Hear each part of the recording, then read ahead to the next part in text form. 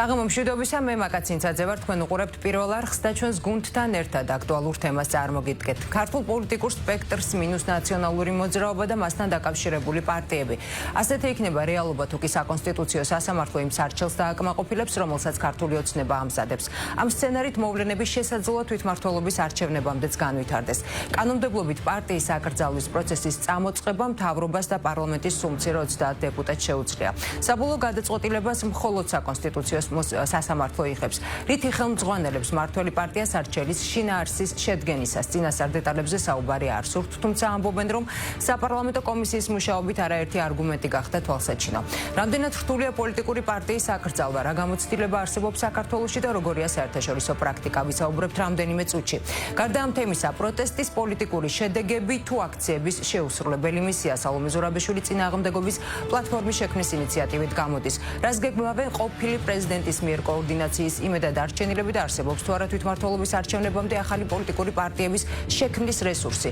რამდენიმე წუთში. დღეს ასევე ვისაუბრებთ პარლამენტის დროებითი საგამოძიებო კომისიის ხმაურიანი სხდომები და ხმაური პარლამენტს გარეთ. რა ითქვა ახალი, რა ვიცოდით და რა არ ვიცოდით, როგორი იქნება გაფართოებული მანდატით კომისიის მუშაობის პოლიტიკური და სამართლებრივი შედეგი. სტუდიაში სტუმრად იმყოფებიან გურამ ნიკოლაშვილი, ოთარ ჭოულუხაძე, ნიკა ჩიტაძე და ლაშა ძებისაშვილი. ბატონებო, მოგესალმები და ძალიან დიდი მადლობა რომ დაგვითმეთ დრო და იმყოფებით დღეს ჩვენთან სტუდიაში სტუმრად. ბატონებო, პირველი შეკითხვა და ზოგადად საკითხი და საუბარი დავიწყოთ ოპოზიციურ სპექტრზე მიმდინარე პოლიტიკური პროცესებით. სალომე ზურაბიშვილი წინააღმდეგობის პლატფორმის შექმნის ინიციატივით გამოდის, იყო ჯერ ქართული ქარტია, მის მიერ დაანონსებული, იყო კოორდინაციის მცდელობა ოპოზიციურ სპექტრში და ამასთან დაკავშირებითაც არაერთი განცხადება გაკეთებულა, რომელიც დარწმუნებული ვარ, რომ ყველას ძალიან კარგად გახსოვთ. ახლა კი წინააღმდეგობის ახალი პლატფორმის ირგვლივ ცდილობს ერთგვარად ოპოზიცია გაერთიანებას. ბატონ გლა, შემოდით თქვენგან დავიწყოთ, ბატონ ნიკა გნებავთ თქვენგან და შემდეგ მივყვეთ. რა პერსპექტივა აქვს ნიკა? კი ბატონო, გისმენთ. როგორც გაგიხარდებათ, როგორც გნებავთ, რა პერსპექტივა აქვს ზოგადად აი ამ გაერთიანების, თუ შეიძლება რომ ასე დავერქვათ ამ ეტაპზე მცდელობას?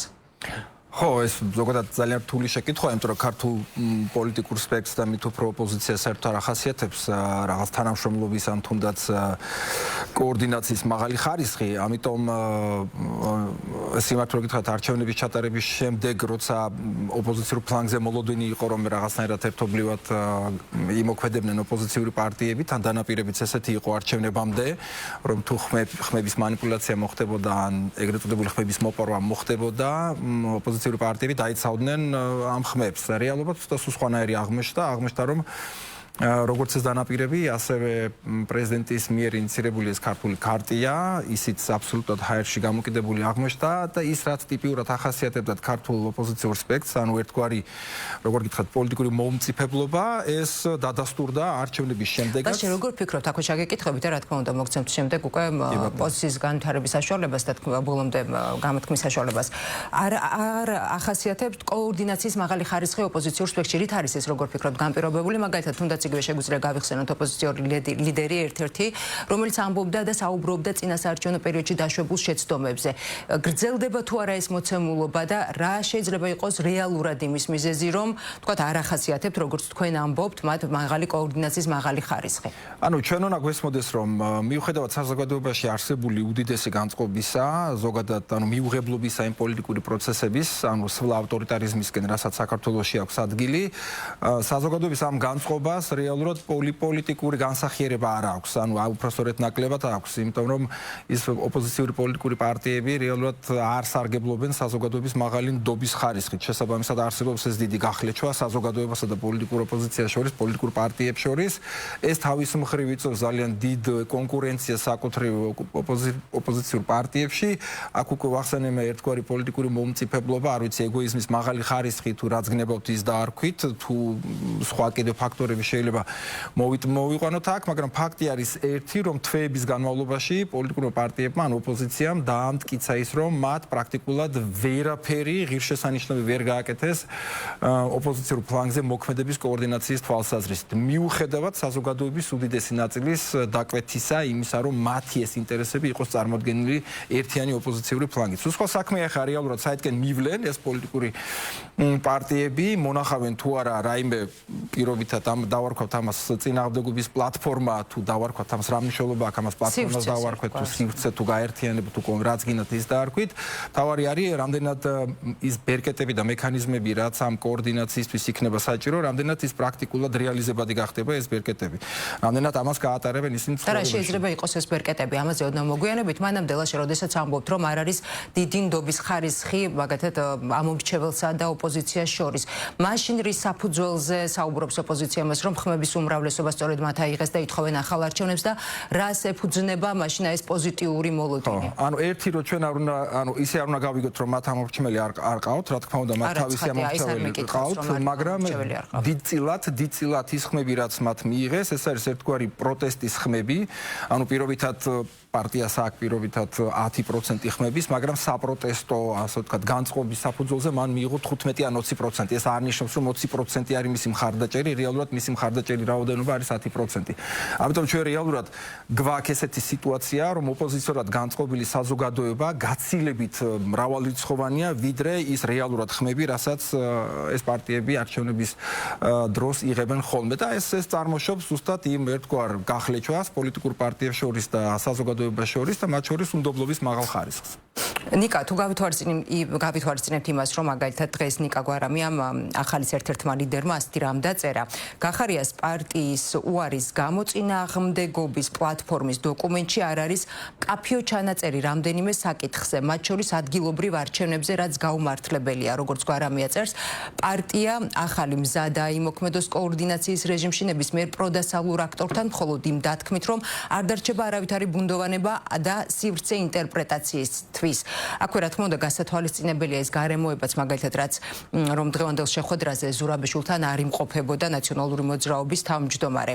აი ამ მოცემულობისა და რეალობის გათვალისწინებით რა ტიპის შეფასება შეგიძლიათ სალომე ზურაბიშვილის პლატფორმის პოლიტიკურ პერსპექტივაზე ცხადია. გიოდა მოგესალმებით, მოგახსენებთ თქვენი ტელემაყურებლის ნებართვით პირველ რიგში ხო და აღნიშნოთ რომ ერთის მხრივ დღევანდელ ეტაპზე ოპოზიციური სპექტრის სისუსტე გახლავთ ის რომ მათ ვერ შეძლეს ძალების კონსოლიდაცია მიუხედავად იმისა რომ მრავალი შეხვედრა შედგა მათ შორის ერთობლივი შეხვედრა პრეზიდენტ სალომე ზურაბიშვილთან მაგრამ მეორეს მხრივ სიძლიერე მაინც არის ის რომ ამ პარტიებს აქვთ გააჩნია თქვა საერთო ღირებულებები ეს ღირებულებები არის თქვა საქართველოს ასე თქვა მხარდაჭერა საქართველოს ევროპულ და ატლანტიკურ სტრუქტურებში ინტეგრაციის მიმართულებით და დემოკრატიული ინსტიტუტების განმტკიცების მიმართულებით შეიძლება ითქვას და გარდა ამისა ასევე შეიძლება ითქვას რომ თუნდაც აი მაგალითად აი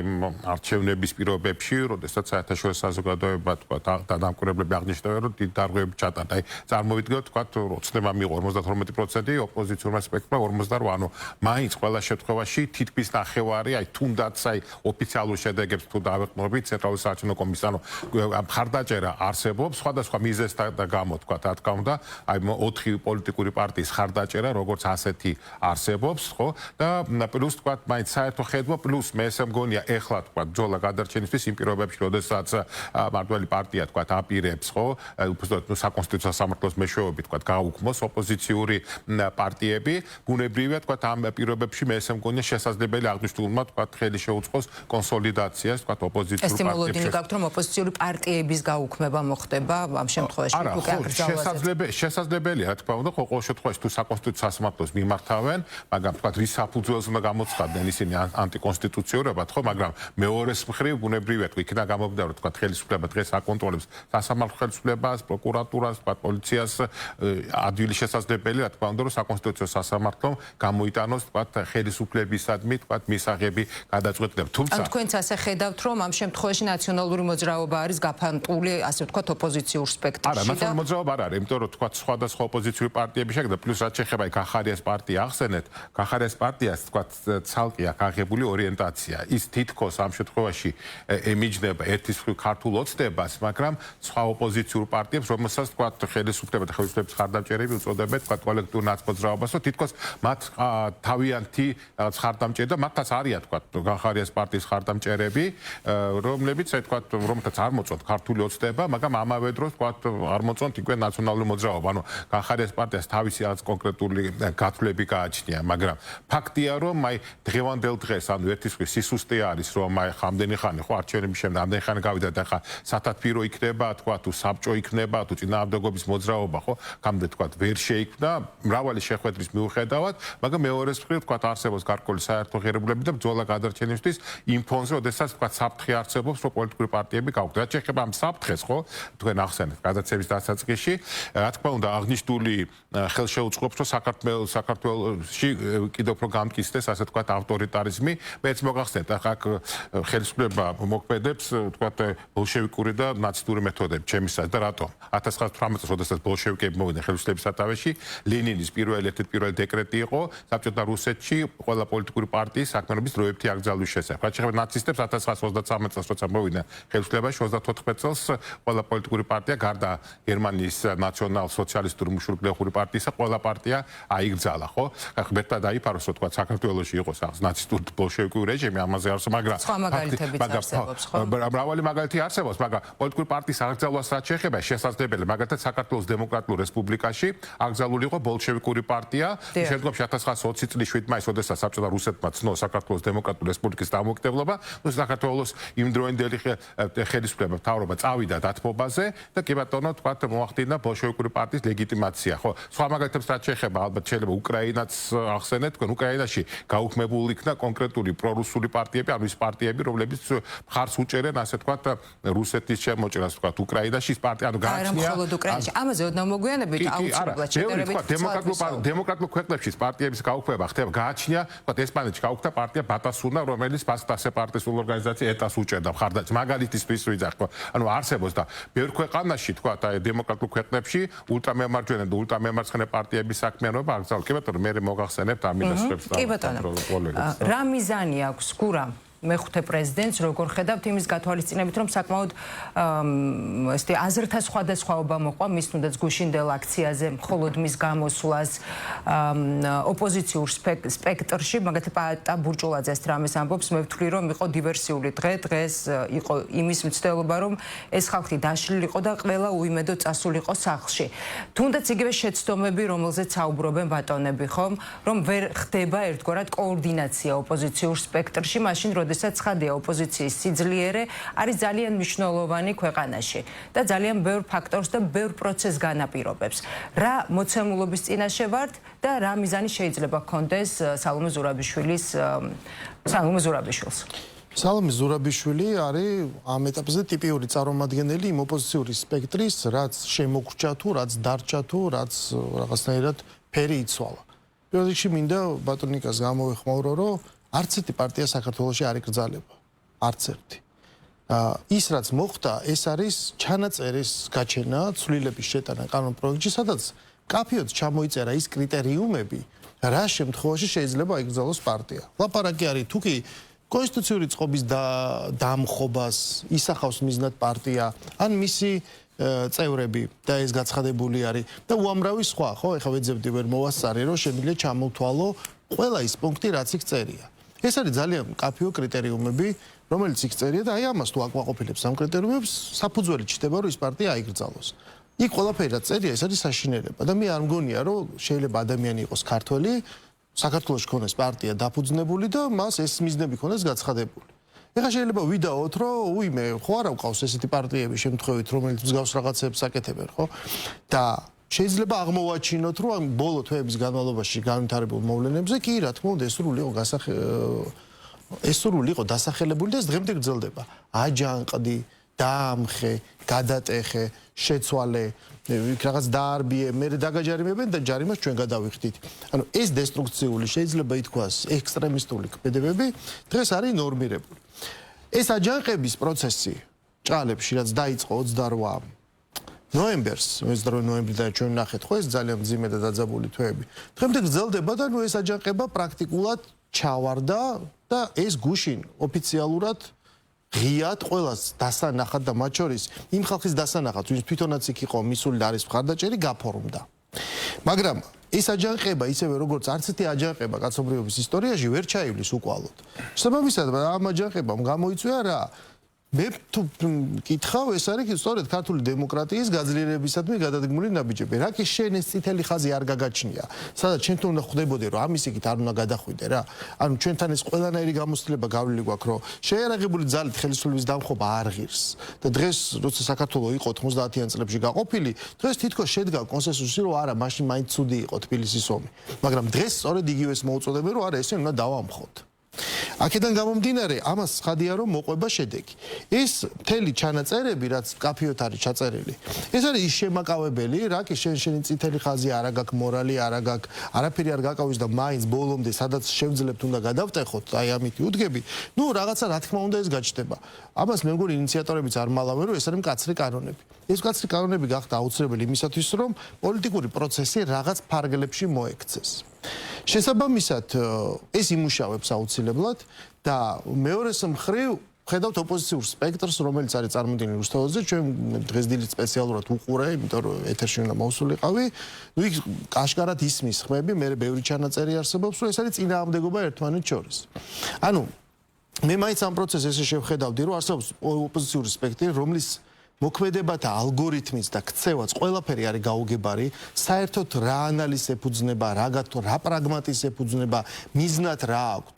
ანუ უკვე ეს გადაიზარდა პოლიტიკურ სექტანტიზმში, აიღეს რაღაც ორი ლოზუნგი და ამას ესე მისდევენ რაღაც ბრმად, რომ აი უნდა დაინიშნოს. ახლა ვერ ხვდები რომ არანაირი არჩევნები არ დაინიშნება. აი შეიძლება ესე რამდენი ხანი უნდა იმეორო, რომ დაინიშნოს ახალი არჩევნები. არჩევნები არის შემოდგომაზე დანიშნული. ეხლა ხო გავიდა ნოემბრიდან დეკემბერი, იანვარი, თებერვალი, მარტი გავიდა, აპრილი, ესე გავა ეხლა აპრილი, მაისი, ხო ყველა თვე და მოვა ეს არჩევნები. ესე იგი უნდა ჩამოყალიბდე რა შვები, იღებ იქ მონაწილეობას თუ არ იღებ მონაწილეობას. ხო პრაგმატულია რომ აჩვენე რა ეს მთელი საპროტესტო მუხტი თუ გაქვს და ხალხის მდინარე თუ მოდის. აჩვენე ეხლა იმ თვითმმართველობის არჩევნებს და ის შედეგი იქ დააფიქსირე, რითიც მე იტყვი რომ აი ხედავთ რეალობა ეს არის და მოდი ეხლა ვადამდელი. არა, ჯიუტად. ნუ უმეტესი ნაწილი საერთოდ დღემდე ლაპარაკობს პირდაპირ ბოიკოტი. და აი ამ ყველაფერში ამ ოპოზიციურ სპექტრში არის სრული განხეთქილება. ანუ ლაპარაკი იმაზე კი არა რომ არჩევნებში ერთიანი სიით გავიდეთ თუ ცალ-ცალკე, თუ ოლქები გავიყოთ, არა. ნახევარი იძახის რომ მივიღებ მონაწილეობას და ეს ღიად არის უკვე რა პრაქტიკულად ნათქვა. მე ვითომ რაღაც ელოდებიან, მაგრამ ხო ჩვენ ხო ვიცით რამდენიმე პარტია, რომელსაც ახლა აპირებს მონაწილეობის მიღებას. ნახევარი იძახის რომ არ შეიძლება. თუმცა თავს იკავებენ კონკრეტული პარტია. ხო, მაგრამ ნუ ახლა რაღაც ელოდებიან რამდენიმე თვეს და მე ნუ ახლა არ გამოვიდა არაფერი. ამიტომ წავიდით არჩევნებს. რუსთაველზე ხალხი დგას ნახევარი იძახის გადავკეტოთ, მაინც ყოველდღე უნდა გადაიკეტოს, მეორე ნახევარი იძახის რომ იცი რა არის გვაჯარი მემენდა რა აზრია 200 კაცს რატო კეტავთ, ხო თუ არ გადაიკეტება ხალხი მეტი მოვა. ყველაფერში არის ზუსტად რადიკალურად იქ აზრი გაყოფილი და ეს ყველაფერი გუშინ ძალიან ნათლად გამოჩნდა. აქედან გამომდინარე ადამიანებს ელექტორატს იმ 800,000 ადამიანს, ხო, რომელსაც მე ვეთანხმები ბატონ ლაშოს, ეს იყო საპროტესტო ელექტორატი. ანუ კამპანიაც ეგეთი იყო, ოცნება რაღაცებს აანონსებდა და ოცნებას აკრიტიკებდა ოპოზიციური პარტიები. ეგრე კი არ არის, პირიქით არის იძახის. ანუ იმათ თავის კამპანია არ ქონიათ. ესე იგი, ვისაც ოცნება არ უნდა და მიცა იმ ოპოზიციას ხმა, მაგრამ ამ ოპოზიციაში იყო 4 ძირითადი პარტია, 5-6 და ამიტომ გემოვნები მეტნაკლებად აირჩიეს. ამიტომ მაინც რაღაცის გამსაზღვრელია და ეს ხმები პრინციპში თანაბრად გაიყო, ხო? ამ ხალხის ერთმანეთის მიმართ ნდობა დადგინდა. აღარ არსებობს ერთი დომინანტი პარტია ნაციონალურ მოძრაობა. ყველამ პრაქტიკულად თანაბრად აიღო ეს ხმები. ეხლა ეს ხალხი უყურებს და შეიყვანეს რა სცენარში. ეხლა ამას ამორჩევლების იმ 800,000 კაცის უმრავლესობა ხვდება, რომ დაიწყო და ხო ველაპარაკები ჩვენ ადამიანებს, დაიწყო გაყალბებაზე ლაპარაკით, ვერც არცდანაირი მტკიცებულება გარდა ხელოვნურად გადაგრეხილი ხელისა რომ გინდა თუ არა გაყალბდა, არ არსებობს. არანაირი აი მკაფიო ფაქტი როგორ გაყალბდა ეს არჩევნები, რანაირად გაყალბდა, არ არსებობს. ანუ ეს ჩავარდა. შესაბამისად ის პროტესტო ჩაქრა, აი ხა ევროპაში არიქა რაღაცა შეგვიყვანეს რუსეთში და გამოგვიყვანეს ევროპიდან. დაიწყო პროტესტი ამაზე, ხო? ესეც არ მუშაობს, იმიტომ რომ ამასობაში სამყაროში იცვლება უამრავი პროცესი. ხვდებით? ამიტომ დღეს ეს ხალხი უყურებს რომ და მე მიდის შიგნით ერთმანეთის მიმართ დაპირისპირება ვერაფერზე ვერ თანხმდებიან. უნდა მივიღოთ მონაწილეობა არჩევნებში, არ მივიღოთ. ეს ადამიანები რომ უყურებენ, ხვდებიან რომ შეუძლებელია რა კოალიციურ მართლობაზეა ლაპარაკი. აი წარმოიდგინეთ რომ ეხა ის ხალხი გუშინდელი რაღაც წინა ხაზი იყოს აი ეს ასეთი მრუალი მაგი დადგას მთავრობის იმაში, ხო რა ქვია, ადმინისტრაციაში. და რა გადაწყვეტილება უნდა მიიღოს საერთოდ რამეზე. ბანერი რა უნდა იყოს გამოსulis უკან იმაზე ვერ თანხმდებიან და ვერაფერს ვერ იყოფენ ხვდებით. უნდა შევიწყალოთ ეს სააკაშვილი თუ არ უნდა შევიწყალოთ. ანუ შეუძლებელია. შესაბამისად ეს იწვევს აღმოჩენილ ფრუსტრაციას. სალომე ზურაბიშვილი ეს არის ღრმა წარსულის პოლიტიკოსი, რომელიც რაღაც ინერციით მოქმედებს. ჩვენ რაღაც შიგნით ლაპარაკობთ ხოლმე ხო, რაღაც მეგობრებთან თუ რაღაც სპეციალისტებთან ერთად. მე მაინც ვაბრალებ იმას, რომ აი ქართული ოპოზიციური სპექტრი არის, პრობლემური რაღაცას ვერ თვლიან. მეორე ნაწილი ოპონირებას ვიმწევს, რომ არა, ეს იმით ხდება, რომ ეს ყველაფერი არის გარედან მართული. ეტყვიან, აკეთებენ და მე აღარ მრჩება არგუმენტები იმისათვის, რომ აი ესეთ არაპრაგმატულ, აი ესეთ დესტრუქციულ პოლიტიკას რო უყურებ, როგორ უნდა დაუმტკიცო ვიღაცას, რომ არა, როგორ შეიძლება ქართული პოლიტიკოსი იყოს გარედან მართული. შეუძლებელი. ანუ აღარ რჩება ამის არგუმენტი, იმიტომ რომ შეუძლებელია იმის ყურება, რაც ხდება და მე მგონი, რომ ამას მე ამორჩეველი დაინახავს და აგერ ნახავთ ეს არჩევნები რო ჩატარდება, რა რიცხვებს მივიღებთ. ფაქტი არის ის, რომ მოთარ მაგალითად ნაციონალური მოძრაობა ერთგვარად განაწყენებული არის სალომე ზურაბიშვილზე იმის გათვალისწინებით, რომ მან არ შეიწყალა არაერთი მოთხოვნის მიუხედავად მიხეილ სააკაშვილი მისი პრეზიდენტობის პერიოდში და პარალელურ რეჟიმში გუშინ რასაც ვუყურებდით აქციაზე, უკან იყო მიხეილ სააკაშვილის პოსტერები გამოფენილი და აი ასე აი ამ მოცემულობაში მოუწია მას სიტყვით მიემართა აქციის მონაწილეებისთვის. თითქოს ერთგვარად, რასაც ვხედავთ განცხადებების გათვალისწინებით, რა თქმა უნდა, ოპოზიციური სპექტრი ცდილობს დისტანცირებას, როგორც ნაწილი, ოპოზიციური სპექტრის ნაწილი, მათი განცხადებების გათვალისწინებით დისტანცირებას მიხეილ სააკაშვილისგან და ნაციონალური მოძრაობისგან. შეგვიძლია მაგალითად გავიხსენოთ თუნდაც იგივე ხაბეიშვილის განცხადებები სალომე ზურაბიშვილთან მიმართებაში. მაგრამ რა პროცესთან გვაქვს საქმე, რადგან ფაქტია ნაციონალური მოძრაობა წარმოადგენს ოპოზიციას. ფაქტი არის, რომ იგივე ქარტიის ფარგლებში იგეგმებოდა მათთან კოორდინირებულად მუშაობა, მათთან ერთად ტექნიკური მთავრობის შექმნა და რა შეგიძლიათ, რომ აი ამ მოცემულობის გათვალისწინებით გითხრათ, რა პროცესი მიდის? რასაც ჩვენ თვალს ვადევნებთ, ეს არის ასე ვთქვათ, შიდა დაძაბულობა ოპოზიციას შორის. ამას ყველა ვხედავთ, მაგრამ რამდენიმე ხაზი აქვს ამ დაძაბულობას ოპოზიციონერ პოლიტიკოსებს შორის. პირველი, რაც თქვენ ახსენეთ, ეს არის სააკაშვილის ფიგურა, რომელიც ძალიან გავს რიცხვ ნოლს, რომელიც მასე გამრავლების შემთხვევაში ყველაფერს ანულებს. ანუ სააკაშვილის ფიგურა არის ისეთი, რომ მისი თქვათ ეგოცენტრულობიდან პოლიტიკური ცხოველის განსაკუთრებული უნარჩვევებით მან უნდა შთანთქას ყველა სხვა დანარჩენი. პარალელურად ამისა ის არის ციხეში და შესაბამისად მისი ისიც რაღაცნაირად უკვე წარსულისკენ მიდის, მაგრამ საფრთხეს მაინც წარმოადგენს იგივე სალომე ზურაბიშვილის მიერ მისი არშეწყალება, შეიძლება ვიფიქროთ, არის გამოწვეული იმით, რომ არ უნდა რომ თქვათ შემდეგ, როდესაც პირობითად ის შეიძლება გამოსულიყო ციხიდან, უკვე რაღაცნაირად სალომე ზურაბიშვილის სცენიდან ჩაეჩოჩებინა იგივე სააკაშვილს. შემდეგი განხეთქილების ხაზი ეს არის პარლამენტში შესვლა არ შესვლა, ხო? ვიცით რომ გახარიას პარტია განსაკუთრებულ ყომს აკეთებს, რადგან ჩემი აზრით ხდება ყოველ შემთხვევაში ეჭვის დონეზე მათ აქვთ რომ ეს ბოიკოტის გზა არის დამღუპველი. ჩვენ ელექტორალური ერთგვარი სუიციდი არის ოპოზიციის მხრიდან პოლიტიკი, ესე იგი საპარლამენტო აქტივობაში არ ჩართვა, ხო? ჩვენ ამის მაგალითები გვაქვს.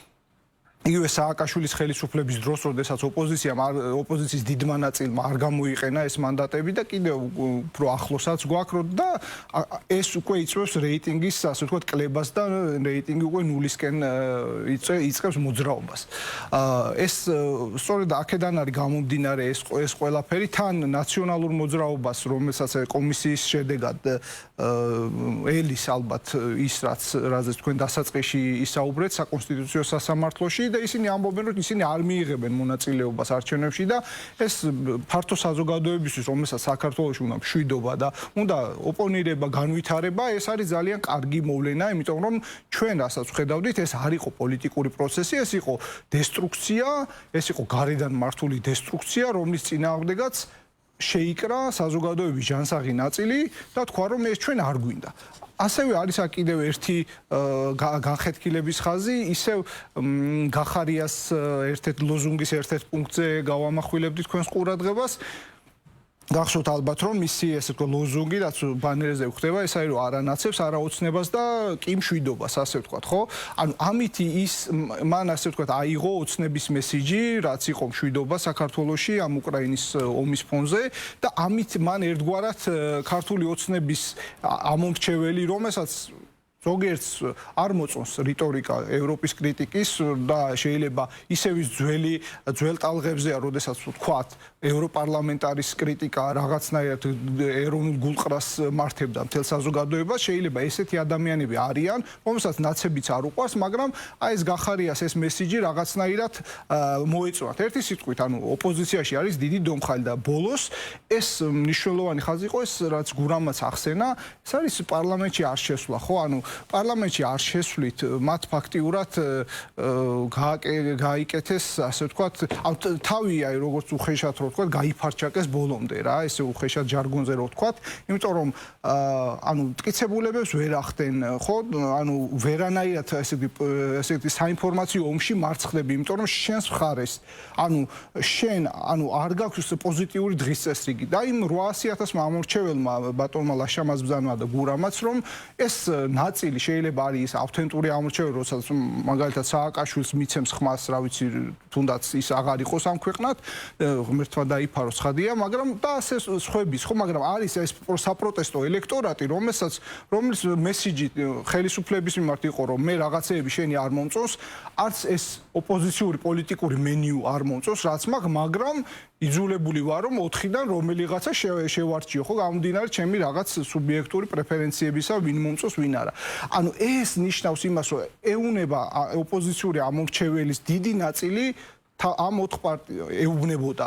შედით პარლამენტში, იმუშავეთ, გააკრიტიკეთ ოცნება, რაღაცეები არ მომწონს და ანუ ჩაერთეთ კონსტრუქციულ პროცესში და ეს საიდან ჩანს? სად არის ეს 800,000 კაციდან რატომ გამოდის 200 კაცი, რატომ გამოდის 500 ან 1000 კაცი? ხო, როდესაც ეს ამ ელექტორატის დაკვეთა რო ყოფილიყო აგრესიული, რევოლუციური დაკვეთა, ხო? როგორც მინიმუმ ალბათ 10 ან 7% მაინც უნდა გამოსულიყო ამ ელექტორატისა, ამ პარტიების, ამ თქვა დესტრუქციულ ხაზს უნდა გაყოლოდა, მაგრამ ეს კიდევ ერთხელ აჩვენებს, რომ მათი დაკვეთა იყო უფრო მეტად ოპოზიციური, კონსტრუქციული მუშაობა, რასაც ესენი არ აკეთებენ და გუშინდელმა, ასე ვთქვათ, გუშინდელმა აქციამ თუ რაღაცა უაზრობამ აჩვენა ის, რომ ფაქტიურად ფორმდება აი ამ პოლიტიკური ძალის რაღაცაი დეკადანსი და დაღმასვლა. გასაგებია თქვენი პოზიცია, ლაშა, უნდა გავიხსენო განცხადებები ოპოზიციური სპექტრის წარმომადგენლების, ოპოზიციური ლიდერების განცხადებები მეტის ციცხადისთვის, რა თქმა უნდა. პაატა ბურჭულაძე, ციტატა: 100-150,000 კაცი გამოვედით და სალომე ზურაბიშვილმა ისტორია მოგვიყვა, როგორ მოხდა საქართველოს ჩამოყალიბება, უნდა ავირჩიოთ ახალგაზრდა გამჭრიახი გონების პატრონი ლიდერი. უკმაყოფილებას არ მალავს გიგი უგულავა, სალომე ზურაბიშვილის მიმართ პრეტენზია აქედან მოდის, მას უნდა რომ სცენაზე მარტო იდგეს, მაგრამ პასუხისმგებლობას ხვებმა აიღონ ჯანდაბას, ამაზეც თანახმა ვიქნებოდი, უბრალოდ ეს ასე არ გამოდის. გარდა ამისა, გიორგი ბარამიძე, ზურაბიშვილის ახალი პლატფორმა, ახალი ნამდვილად არა, სახელის გარდა ზურაბიშვილს უნდოდა ყველა პარტიის ლიდერი ყოფილიყო, მაგრამ ვერ მოახერხა, რადგან სწორი ნაბიჯები არან ვერ გადადგა. ნახეთ, მოცემულობა ესეთია, რომ ისინი ოპოზიციურ ლიდერებს უგულისხმობთ, ცხადია, თვლიან და მიიჩნევენ, რომ სალომე ზურაბიშვილს თითქოს და სურს ერთგვარად მთელი ოპოზიციური სპექტრის ლიდერობა და ამ ტიპის განცხადებები რამდენიმე თვის წინაც კეთდებოდა, რომ თითქოს თავად ოპოზიციური სპექტრი მოიაზრებდა სალომე ზურაბიშვილს თავის ლიდერად და ერთგვარ გამწევ ძალად, ხომ? რა შეიცვალა, როგორ ფიქრობთ? მადლობა შეკითხვისთვის, მაგრამ აქ ერთ დაზუსტება მინდოდა ჩვენი კოლეგების გამონათქვამებზე, მიუხედავად ჩვენი გადაფარვისა ოპოზიციის კრიტიკაში, ფუძემდებლური განსხვავებაც არსებობს შეფასებებში, თუნდაც იმ კანონმდებლობის დანიშნულებისა, რომ პარტიები იქნა საკრძალული ნებისმიერი კანონი, რომელიც კარგად და გადასარევად არის ფორმულირებული, სადაც ნებისმიერი ანტიკონსტიტუციური, ასე ვთქვათ, ნაბიჯი იქნება ეს დეფინირებული სიტყვა-სიტყვით, ის შეიძლება არალეგიტიმურ აქტიური ხელისუფლების მიერ, ან თუნდაც ბოროტი განზრახვების მქონე ხელისუფლების მიერ შესანიშნავად იქნას გამოყენებული, რომ ნებისმიერი პოლიტიკური პარტია იქნას აკრძალული, იმიტომ რომ პოლიტიკური კონტექსტიდან გამომდინარე ის იქნება განხილული, მით უფრო მართვადი ძალოვანი სტრუქტურების და მართვადი და კონტროლის ქვეშ მყოფი სასამართლო ხელისუფლების პირებაში ყოველთვის იქნება, ასე ვთქვათ, აღიარებული როგორც ანტიკონსტიტუციური. ამიტომ აქ მეტი სიფრთხილე გვჭირდება. რისკებს ხედავთ როგორც რა თქმა უნდა, იმიტომ რომ სხვა კი არაფერი არ იყო, ეხლა ნიკა მახსენა, ბატონმა ნიკა მახსენა, რამოდენიმე მაგალითი, ყოველთვის ეს მაგალითები გამოკვეთავდა ხოლმე იმ არაჯანსაღი სულისკვეთების მქონე პოლიტიკური კონტექსტით ხელისუფლებას, რომელიც ბოროტად იყენებდა არსებულ, კიდევ ერთხელ გავიმეორებ, რაც არ უნდა კარგი კანონმდებლობა უნდა იყოს, მაგრამ ამ კანონმდებლობას იყენებდა ის ხელისუფლება იმისთვის, რომ მისთვის პოლიტიკური ოპონენტები აეკრძალა და აქაც არ უნდა დაგვავიწყდეს, რომ ეხა როცა კოლექტიურ ნაციონალურ მოძრაობაზე მიდის საუბარი, აქ არამხოლოდ ის გაყოფილი ნაციონალური მოძრაობა, მართლა ობიექტურად რომ შეხედოთ, ყოფილი ნაციონალური მოძრაობის ბევრი წევრი არის სხვადასხვა პოლიტიკურ პარტიაში, ამას ჩვენ ვერ გავექცევით, მაგრამ აქ მათ შორის კოლექტიურ ნაციონალურ მოძრაობად გახარიას პარტიაც მოიხსენიებოდა, ანუ მართველი პარტიის მიერ. ამიტომ აი ამ გადმოსახედიდან თუ კოლექტიური ნაციონალური მოძრაობის აკრძალვაზე მიდის საუბარი, თავი რომ გავანებოთ ცუდ ისტორიულ გამოცდილებას, რომ ყოველთვის ტოტალიტარული რეჟიმები კრძალავდნენ ხოლმე, ან ისეთ პარტიას კრძალავდნენ ხოლმე, რომელიც ტოტალიტარულ მართლა ესეთ კაციჭამია რეჟიმები რო იყვნენ, ამ შემთხვევაში გამოდის, რომ მთლიანად საქართველოს პოლიტიკური ოპოზიციური სპექტრი იკრძალება და ველი თავისუფლდება პოლიტიკური, რომელიც ალბათ მზადება იმისთვის, რომ ეს სხვა ვიღაც ახალი პარტიებისთვის იქნას გამზადებული და შეყვანილი. რაც შეეხება მეორეს, ეს არის არჩევნებს. არჩევნებს აქაც განსხვავებული აზრი გვაქვს ჩვენ მიუხედავად გადაკვეთებისა, რა თქმა უნდა, მე მაგალითად იმაშია, რომ ის 800.000 კი არა, გაცილებით მეტი იყო მხარდაჭერა, უბრალოდ არსებობდა მთელი რიგი დარღვევები არჩევნების, რომლის შედეგადაც დაფიქსირდა, რომ აღარ მინდა ეხლა ამაზე ვილაპარაკო, შეიძლება ჩვენ ისე მივალთ იქამდე, რომ სხვანაირი ინტერპრეტაცია გქონდეს, მათ შორის საერთაშორისო დასკვნების და დოკუმენტების, მაგრამ ჩემი გადმოსახედიდან ძალიან სერიოზული დასკვნები არსებობს, რომლებიც როგორც მინიმუმ დიდი ეჭვიში აქვთ ამ არჩევნების და შესაბამისად არჩევნების შედეგად არჩეული ხელისუფლების ლეგიტიმაციაში და სწორედ იმიტომ რომ არსებობს დიდი ეჭვები ამ ლეგიტიმრობაში არჩევნები აბსოლუტურად გეთანხმებით უნდა მივიღოთ მონაწილეობა არჩევნებში, მაგრამ ის ეჭვები და შიშები უნდა იქნას მოსპობილი იმ საარჩევნო სისტემასთან, რაც საქართველოში არსებობს და დამერწმუნდეთ მე ვიქნები პირველი, რომელიც მხარს დაუჭერს ადგილობრივ არჩევნებში ყველა პარტიის მონაწილეობაში და დაემაშინ აი ამ გამჭვირვალე არჩევნებში განისაზღვროს ვინ მოიპოვებს უფრო მეტ ხმას. დარწმუნებული იყავით კიდევ ერთხელ ჩემი სუბიექტური გადმოსახედიდან სწორედ დღევანდელი ოპოზიციური პარტიების კრიზისიდან გამომდინარე, აი სულ რომ ხვალ ჩავატაროთ არჩევნები, მაინც და მაინც კარგ შედეგებს ოპოზიციური პარტიები ვერ დადებენ მაგიდაზე. კარგით, მაგრამ გამოყვებით ამ ხაზში და მაშინ ეს შეკითხვა მაქვს. როგორ ფიქრობთ ერთის მხრივ ის რომ ოპოზიციური პარტიები არ შევიდნენ პარლამენტში, თქვენი საუბრიდან გამომდინარე, თქვენ ამ ფაქტს და მათ ამ ნაბიჯს და გადაწყვეტილებას მიიჩნევთ თუ არა გამართლებულად და თვითმმართველობის არჩევნებს რაც შეეხება თუნდაც იგივე პარლამენტში რომ შესულიყო ოპოზიციური სპექტრი, იქნებოდნენ თუ არა გაცილებით ეფექტიანები საკანონმდებლო ორგანოში და მათი მუშაობა თუნდაც კანონებთან მიმართებაში იქნებოდა თუ არა ეფექტიანი და მეორე თვითმმართველობის არჩევნებში ნაწილის მიერ გაცხადებული უარი არის თუ არა ეს კიდევ ერთი თუ შეიძლება ასე შეფასდეს შეცდომა თუ პირიქით ეს სწორედაც რომ ასე უნდა მოიხსნე და ასე უნდა განაგრძონ თქვათ პოლიტიკური სვლები. მადლობა კიდევ ერთხელ შეკითხვისთვის. აქ ხო ჩვენ საუბრობთ ძირეულ პრობლემაზე, რამაც გახლიჩა ქართული საზოგადოება. ეხლა კიდევ ერთხელ რაც არ უნდა ვილაპარაკოთ, სად უფრო მეტი ნაწილია, მაგრამ ფაქტია რომ ეს გახლიჩა არსებობს, ანუ არსებობს უნდობლობა საარჩევნო სისტემასთან და საარჩევნო მექანიზმთან დაკავშირებით. სანამ ეს უნდობლობა არ იქნება ასე ვთქვათ, მოხსნილი დღის წესრიგიდან, მანამდე ნებისმიერი ასე არასანდო საარჩევნო სისტემით ჩატარებული არჩევნები როგორ უნდა იყოს მოხსნილი? ხო, ну ეს სწორედ პოლიტიკური პროცესი იმისთვის არის ეს და მაგიტომ არის პოლიტიკას მაგიტომ ქვია რომ ეს არის შეუძლებლობის, ანუ ჩვენ როგორ გადავთარგმნო ეს შესაძლებლობის სფერო, ანუ ჩვენ უნდა შევძლოთ შეუძლებელი, ხო, ამ შემთხვევაში, რომ მიუხედავად ამ პოლარულად განსხვავებული პოზიციებისა, ჩვენი ეროვნული ინტერესი, როგორც ერი და ხალხი, ჩვენ რაც არ უნდა განსხვავებული მოსაზრებები გქონდეს, საერთო ჯამში ჩვენ ერთმანეთს უნდა უყურებდეთ, როგორც ერთი ერის შვილები და მე დარწმუნებული ვარ, რომ ჩვენ შინაგანად გვინდა რომ ეს ერი გადარჩეს, გაძლიერდეს, პირიქით აქედან ამ განსაცდელიდან გამარჯვებული გამოვიდეს. მაგრამ თუ ჩვენ შორის ის ძირეული პრობლემა უნდობლობის არ იქნა მოხსნილი, ხო როგორც ამ შემთხვევაში ამ პოლიტიკურ კრიზისს განაპირობებს ეს არჩევნები და მერწმუნეთ მაშინ ეს პრობლემა ვერ მოიხსნება და ეს შეფასებაც ახლა იმ 10,000-ობით ადამიანის რომელიც რუსთაველზე დგას ეს შეფასებაც არასწორია როცა ესე ფასდება თითქოს ხალხის მოთხოვნა რომ არჩევნებში მივიღოთ მონაწილეობა. ხალხის მოთხოვნა რომ ეს პრობლემა როგორც საარჩევნო სისტემის უნდობლობა ეს მომსპარი იყოს, იმიტომ რომ სანამ ეს პრობლემა იქნება, ნებისმიერი ოპოზიციური პარტიის მონაწილეობა არჩევნებში ხალხში იქნება აღქმული როგორც ღალატი. ეს აჩერებს რეალურად ოპოზიციური პარტიებს, სწორედ თქვენ როგორ გონიათ? თქვენ როგორ გონიათ? ეხლა დაგიბრუნდებით. როგორ გონიათ რა აჩერებს პოლიტიკურ თუ ეს არ არსებობს ეს შემაკავებელი ფაქტორი, ანუ ხალხის მიერ აღქმა რა გააჩერებდა მაშინ პოლიტიკურ პარტიებს რომ დღესვე გადაეწყვეტათ ეს გადაწყვეტილება მიიღოთ და მიიღოთ მონაწილეობა არჩევნებში. ამას აჩერებს ერთ-ერთი რამე ეს არის რაც 30 წელია საქართველოში უყურებთ ეს CGUT თავის ნათქვამობა და რაღაცა უკან როგორ წაიღებს თავის სიტყვაზე. თან დასაკარგი არაფერი არ აქვს იმას ხდება რომ სხვანაირი შანსი მას არ აქვს კომპეტენციათა შეჯიბრში რაღაცა სხვა ოპონირებაში ის ხდება რომ არ არის მომგებიანი მაინც და მაინც აიღეს თემა რომელიც არის რაღაც სადღეგრძელოთი გაფორმებული და ამითი შემოდიან ხო დებატში. რასაც თქვენ ბრძანებთ ის რომ რა უნდა მოხდეს შეუძლებელი მე მახსოვს მაგალითად დაახლოებით ჩათუ შარშან გაზაფხულზე როდესაც დისკუსიის დროს ვლაპარაკობდით რომ იცი ორი გზა არის ერთი წეღარო გავიხსენე რომ ვიღაცა იძახის გარდაარი მართლმადიდებლები იგივე ადამიანები მეუნებიან რომ იცი რა არის აზრი არა აქვს ეს არჩევნები როგორ ჩატარდება დაგვიჯერეთ რომ ეს ამ არჩევნებს არც ეს ოპოზიცია ისევ ბოიკოტს გამოაცხადებენ დასავლეთიდან ჩვენ ისევ მივიღებთ კრიტიკას რომ არა ეს არჩევნები აი ნუ არ არის მისაღები მეუბნებოდი მაგრამ ჩემი პოზიცია იყო რომ იცი შეუძლებელია არ შეიძლება ესე მოქცევა ჩვენ უნდა ჩავატაროთ ისე რომ საბაბი არ უნდა იყოს და თუ საბაბი არ იქნება არანაირი ხო მოუწევთ ამის აღიარება ნუ მე აღმოჩნდი ყუანი ესე ვთქვათ იმიტომ რომ ჩვენ ზუსტად იგივე მივიღეთ გავიგე რომ ეს თითიდან გამოწვეული ხან გაჟონა ხან 800,000 კი არ იყო არ ვიცი რამდენი იყო ხან ის ხმები გაქრა ხან იმათ 300 ანუ ვერ გავიგე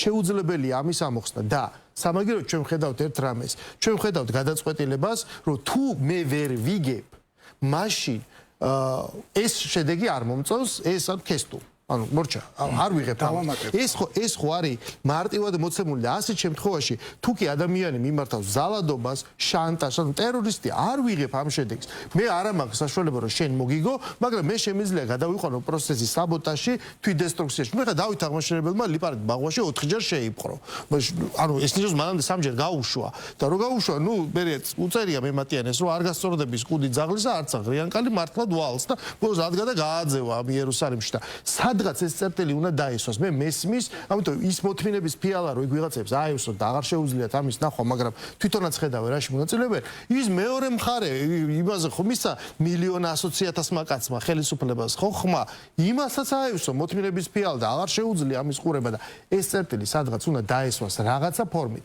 შესაბამისად რა კი მოლაპარაკება ვერ ხდება ჩვენ ვერაფერზე ვერ მივდივართ მაგრამ რაც წეგან ვილაპარაკე ეხლა ჩვენ ხედავთ რომ შიგნითაც იგივეა შიგნითაც კი ის ხალხი ანუ არ არსებობს საკითხი სადაც მათ აქვთ ერთსულოვნება გარდა რაღაცა მითიური მოთხოვნებისა რომ ყველა გამოუშვით ახლა სასწრაფოდ გარეთ მიშას ჩათვლით და პლუს დანიშნეთ არჩევნები რაც არ იქნება არჩევნები არის შემოდგომას ეს პროცესი მანამდე მაინც მივა შეუძლებელი ანუ თქვენ რო იყოთ ოპოზიციაში რას იზავდით თქვენი კონსტრუქციული პოზიციიდან გავდივართ დაიწყებდით ზუსტად ამაზე ლაპარაკს დარწმუნებული ვარ დიდი რაღაცა ესეთი საქაღალდე გექნებოდათ იღლიაში და ესე გაყვებოდით და ეთქვით რომ აი პრობლემა იქნებ ეს გამოვასწოროთ რომ აღვადგინოთ დობა საარჩევნო პროცესის მიმართ ამას ხედავთ ვერ ხედავთ და ვერც დაინახავთ ამ კონკრეტული შემადგენლობიდან გამომდინარე და იმაში რისკებში გეთანხმებით ყოველ შეიძლება მოვიდეს რაღაცა ძალა რომელსაც რაღაც კანონები ბოროტად გამოიყენოს მაგრამ ამის გამო ჩვენ ეხლა რასაც ხედავთ დღეს რაც დგას დღის წესრიგში პრობლემები ფაქტია რომ ეს არის რაღაცნაირად მოსავლელი აი თამაშის წესებზე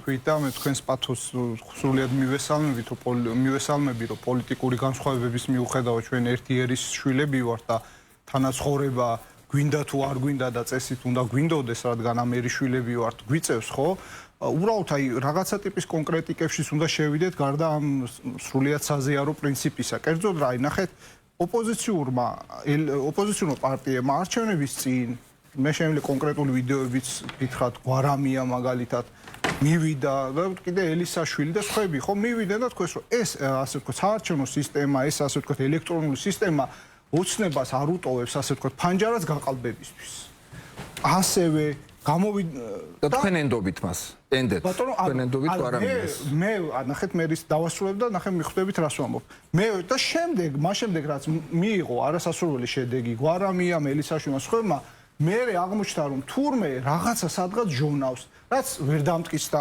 შეიძლება გაჟონა 20 ჯერ მაგრამ ამან არ შეუშალა ხელი იმას რომ თქვა 1,200,000 კაცს მართლა მიეცა ადამიანს მიეცა ხმა ასე თქვა ქართული ოცნებისთვის ანუ ნახეთ რაღაცა ტიპის სანდოობაზე და საერთოობაზე როცა ვსაუბრობთ უნდა თამაშობდეთ ერთ სპორტს არ შეიძლება რომ თქვა ერთი მხარე თამაშობდეს რაგბს და მეორე თამაშობდეს თქვა ფეხბურთს ერთი თამაშობდეს კრივს და მეორეც ეკოვდეს ბალეტს ხო და ამას ვადევნებ თვალყურს ნახეთ რაღაცა ტიპის შეთანხმებულობა თანმიმდევრულობა რომ წავაგეთ არჩევნები არა უშავს და ეხლა შემდეგს მოვიგებთ ანუ ესეთი ტიპის ოპოზიციური განწყობები როდესაც იქნება ხო და მაშინ სხვა ვითარება გვექნება და მოკლედ ავტორიტარიზმზეც ვიტყვი რადგან ბატონმა ნიკამაც ახსენა ნახეთ ყოველთვის არსებობს საფრთხე იმისა რომ რომელიმე კანონი იქნება არასწორად გამოყენებული მაგრამ არსებობს ასევე იმის საფრთხეს რომ ვიღაც ადამიანები რომლებიც არ არიან კეთილგანზრახული ზოგადად ცხოვრებისეულად თავს აფარებენ პოლიტიკას და პოლიტიკის არენას იყენებენ იმისთვის რომ მათ თავი აარიდონ პასუხისმგებლობას და დიდ არენას მათ შორის პრეზიდენტობას, მინისტრობას ასე შემდეგ.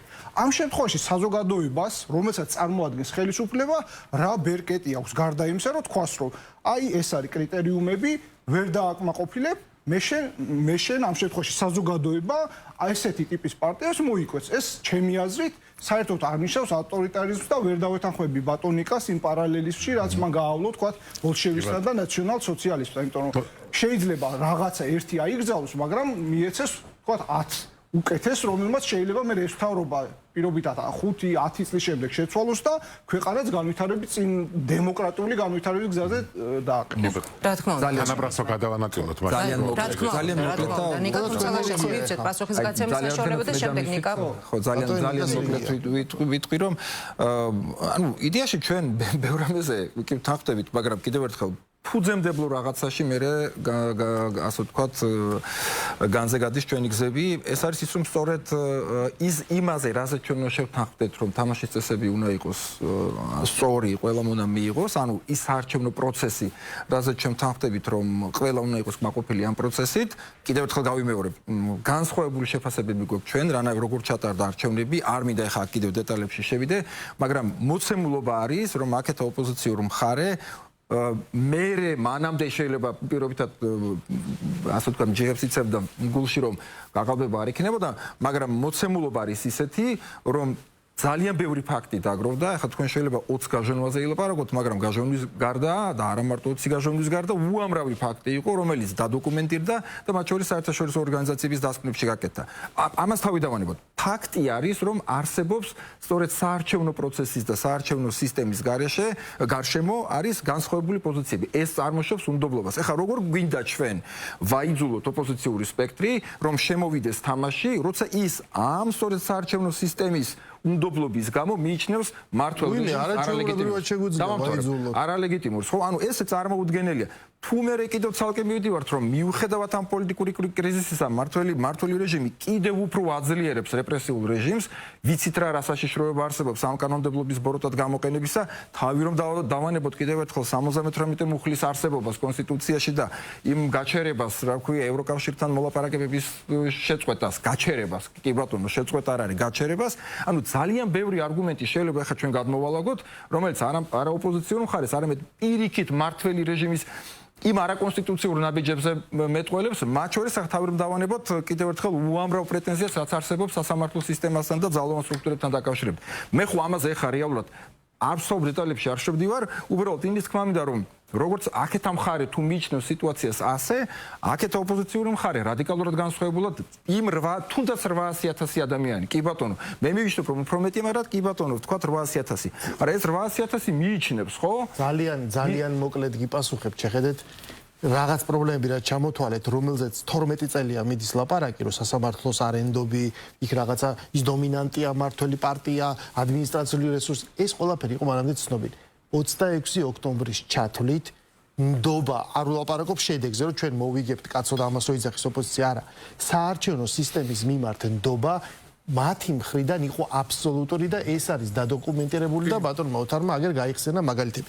26 ოქტომბრის შემდეგ რაზეც ლაპარაკობთ, მე გეთანხმებით ეს არის დამდგარი ფაქტი, რომ დღეს უკვე რო დავისვა 800,000 კაციც და რუსთაველიც და ის 4 პარტიაც გეტყვია რომ არა კაცო როგორ და მოიყვას მაგალითებს. მაგრამ დარღვევები ყველა არჩევნებზე ხდებოდა. უბრალოდ არჩევნების შედეგი ამითი შეიცვალა თუ არა? ყოველთვის იძახდნენ რომ არა.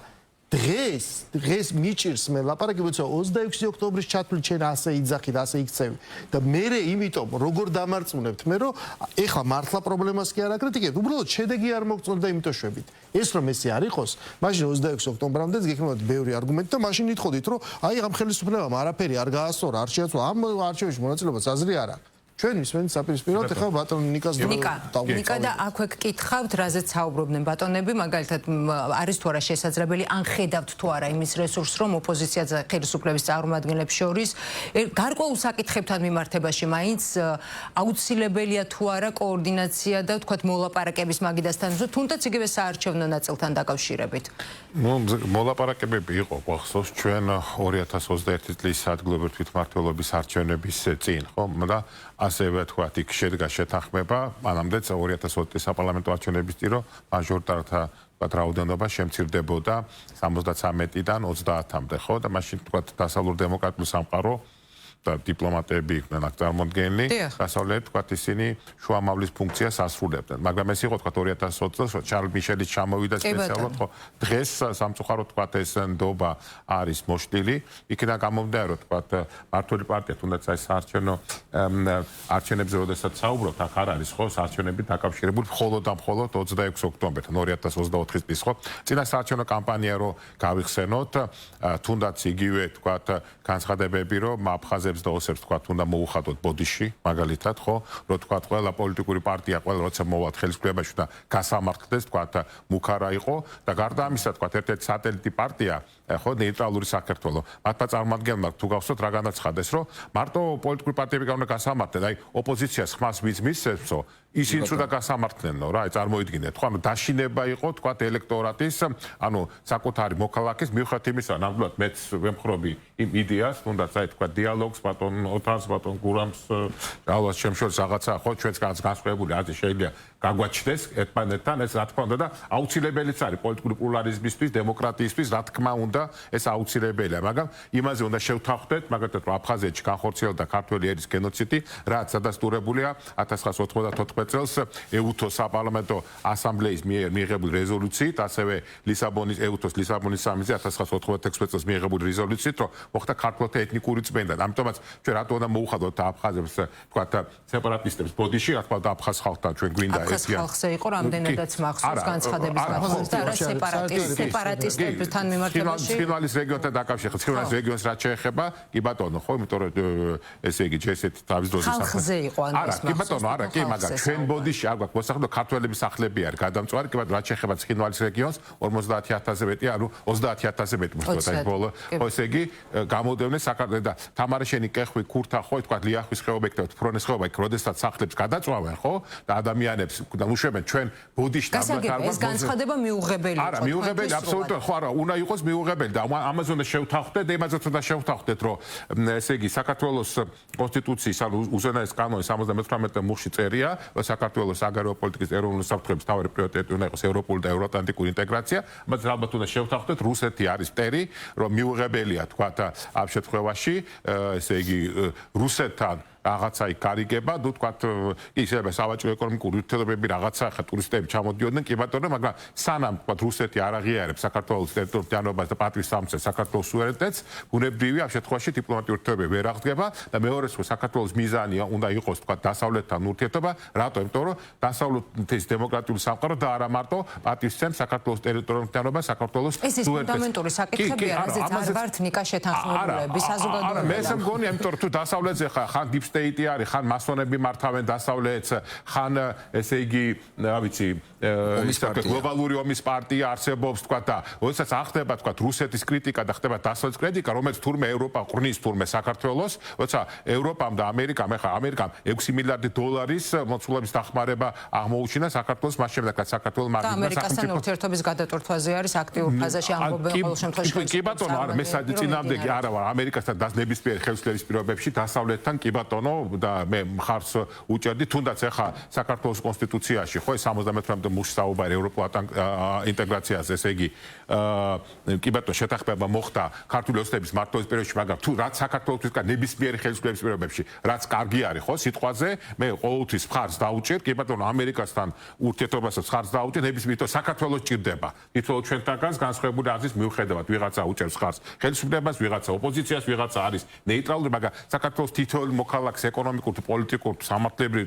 ინტერესებზე უნდა იყოს თქვა ეს ასახული. ამიტომაც ამაზე უნდა შედგეს შეთანხმება, თორე დანარჩენ თემებზე კამათი, მაგალითად ეკონომიკურ საკითხებზე გადასახადების გავზარდოთ და თქვა ბიუჯეტში მეტი თანხა შევიდეს და სოციალურ პროგრამებს მოვახმაროთ თუ პირიქით შევამციროთ და მეწარმეობას შევუწყოთ ხელი თქვა ხო? ამაზე კამათი არ თქვა შეიძლება როგორი მმართველობის სისტემა გვინდა.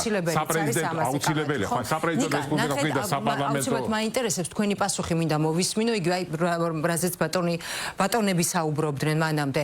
როდესაც საუბარი არის იმაზე, რომ არის გარკვეული თქვა წყვეტა ოპოზიციასა და ელექტორატს შორის და თითქოს ერთგვარად ვერ გრძნობს ოპოზიცია იმ დაკვეთებს, ან გრძნობს პირიქით, როგორც ბატონ მალაშამ განაცხადა, რომ თვითმმართველობის არჩევნებში იმიტომ ამბობენ უარს მონაწილეობაზე, იმიტომ ამბობენ უარს, რომ ერთგვარად ღალატად აღიქვამს ამას საზოგადოება, მათი ელექტორატი ყოველ შემთხვევაში და ჩაუთვლის ღალატად და შესაძლებელია გაბრაზდეს და რაღაცა გარკვეული თქვა ცვლილებები მოხდეს შემდეგ უკვე ამ მომრჩეველთა რაოდენობაში. მაინც მინდა თქვენი პასუხის მოსმენა. საკანონმდებლო ორგანოში ოპოზიციის არ შესვლამ დააზიანა თუ არა ოპოზიცია, გაცილებით ქმედითები იქნებოდნენ თუ არა საკანონმდებლო ორგანოში ტრიბუნიდან. უფრო მეტი სივრცე ექნებოდა თუ არა ამა თუ იმ საკითხის გაპროტესტების, ცვლილებებში მონაწილეობის მიღების, რაღაც პროცესის შეჩერების თუნდაც. ან და ამავდროულად თვითმმართველობის არჩევნებში უარის თქმა არის თუ არა ამ ეტაპზე ამ გადასახედიდან როგორ ხედავთ სწორი გადაწყვეტილება? კი, მოგახსენებთ ხო, ნუ პირველ რიგში ესე იგი ესეთი ოპოზიცია რომ შესულიყო პარლამენტში, ნუ ესეთი ელექტორატი განაცხენდებოდა, რა თქმა უნდა, მიუღებელი თვითონ ოპოზიციას მიაჩნია, რომ თქვა არჩევნები ჩატარდა დარღვევებით, როგორც ასეთი, მათ შორის წინა საარჩევნო პერიოდი. ახლა წარმოიდგინეთ, ხო, პრინციპში ოპოზიცია შეიძლება გავაკრიტიკოთ და გავაკრიტიკეთ კი ბევრ რაღაცა თქვა ნაბიჯი მიშება მიუღებელი იყოს, მაგრამ როცა 11 ლარიანი ხელფასი, 11000 ლარიანი ხელფასი არის და ადამიანი თქვა უარს აცხადებს დეპუტატის მანდატზე, იმიტომ რომ თქვა საქართველოს ინტერესიდან გამომდინარე, ესეც ხონდა დაფასდეს, ხო? ანუ ყველაფერი უნდა დავინახოთ, ხო, როგორც ასეთი. ანუ უარი თქვეს რაღაც პრივილეგიებზე პარლამენტ წევრობაზე, იმუნიტეტზე, მაღალ ხელფასზე, თქვა ხო, და აქედან გამომდინარე განახალხა ეს შედეგზე გადის ოპოზიცია, როდესაც ამბობთ, რომ შესვლის შემთხვევაში განაწყენდებოდა ელექტორატი. დღეს რა მოცემულობის წინაშე? დღეს მოცემულობა ეს არის, თქვა, რომ იბძვიან, თქვა, ეს არის, თქვა, ნუ საპროტესტო ტალღა, როგორც ასეთი, იმიტომ რომ ამ შემთხვევაში, თქვა, პარლამენტში შესულთან, ანუ ხდება, თქვა, პარლამენტის ლეგიტიმურობის აღიარება. მე ძალიან სურს, რა თქმა უნდა, რომ იყოს ბრძოლა, თქვა, ხო, პარლამენტში კი ბატონო, მე სურს რომ კანონ პროექტებთან დაკავშირებით და არა ქუჩაში. რა თქმა უნდა, ხა იდეალური არის რომ პოლიტიკური პლურალიზმი იყოს და რა თქმა უნდა, მე წინააღმდეგი კი არა ვარ, ხო, რა თქმა უნდა, ხელისუფლების გადაბარება მოხდეს შვიდობიანი გზით, რა თქმა უნდა, და არა თქვა აჯანყებით, შვიდობიანი გზით ეს მოხდეს. ხო, სხვა შორის 2012 წელს წინა ხელისუფლება მუსლიმანყობს შვიდობიანი გადაბარება, ხო? რაც ამ ხელისუფლებას არ უქმნია, იმიტომ რომ, ნუ თქვა, ყველა ძალა გამოიყენა, მე თქვა ადმინისტრაციული რესურსი, იმიტომ რომ ჩვენ ვიცით თუნდაც იგივე რაც შეეხება შემოწირულობებს, რომელიც მიიღეს ბიზნესმენებისგან, ქართულ ოცნებას მოდიოდა 70%-ზე მეტი წინასაარჩევნო კამპანიის დროს. აქედან გამომდინარე, მე ესე მგონია, ხო, სხვა გზა ოპოზიციას არ დარჩა, სხვა გზა, თორემ საერთო ჯამში, რა თქმა უნდა, ხდეულად ის კარგია, რომ ახლა პარლამენტში მიდოს დებატები. ახლა პარლამენტში როდესაც იყვნენ, თუნდაც აი რუსულ კანონს რო იღებდნენ, უკვე გახსოვთ ფიზიკურად გაუსწორდნენ ადამიანებს, ხო? აი რა ხდებოდა, ხო, გახსოვთ ფიზიკურად ხდებოდა, აი რუსული კანონის მიღების დროს. ეხლა ეს რამდენად თქვა საპარლამენტო საქმიანობას შეესაბამება, თქვა, რა ვიცი, ეხლა ესეც სადაო საკითხია, ასე ფიქრობ? არა, ეხლა ესეც სადაო საკითხია, ხა, პლუს კიდევ თქვა, სხვა საკითხები, ეხლა თქვა, დღევანდელ ელცვლება, თუნდაც 300-ზე მეტი ადამიანი არის დასახიჩრებული, ხო, ჩვენ ნახეთ, ხო, და არავინ არ დასჯილა, არც შორის არც ის ტიტუშკები და არც თქვა, ის პოლიციის ფორმაში ჩაცმული ადამიანები და სამწუხაროდ როცა უმოწყალოდ სცემ, რა მშვიდობაზე არის ამ შემთხვევაში საუბარი, როდესაც საკუთარ მოქალაქეებს, თანამოქალაქეებს, ესე იგი, უსწორდებიან. აი ესე ხო, აი ვარ შეიძლება ხო ესეთი გზა გამოიყენო, ჩვენ კარგად ხედავთ და ის ხალხი ზის თქვა ციხეში მეორე მხრივ თქვა ბევრი ადამიანი, ვინც იყენებს ძალას, თქვა მათ ხელისუფლება ფარველს, ანუ რაღაც პოლიტიკურ ტერორთან გვაქვს, როგორც ასეთას აქვს. სამწუხაროდ თქვა, ხო, თორე მე ძალიან მინდა ხარ, რა თქმა უნდა, მშვიდობიანი გზით პოლიტიკური პლურალიზმი იყოს, კი თქვა, ნამდვილად რომ გაემარჯვა ოცნებას, ვიტყოდი რომ პატივისცემდი ელექტორატის ნებას, ასე თქვა. რატო მე მინდა ბატონიკას გამოვეპასუხო, რატო ვერ ხდება, იცით ეს?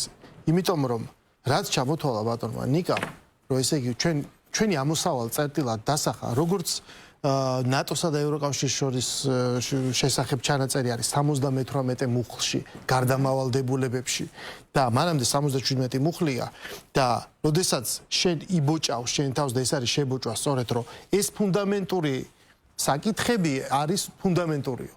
და ამიტომ ეს უნდა აღიაროთ როგორც აქსიომა, ხო?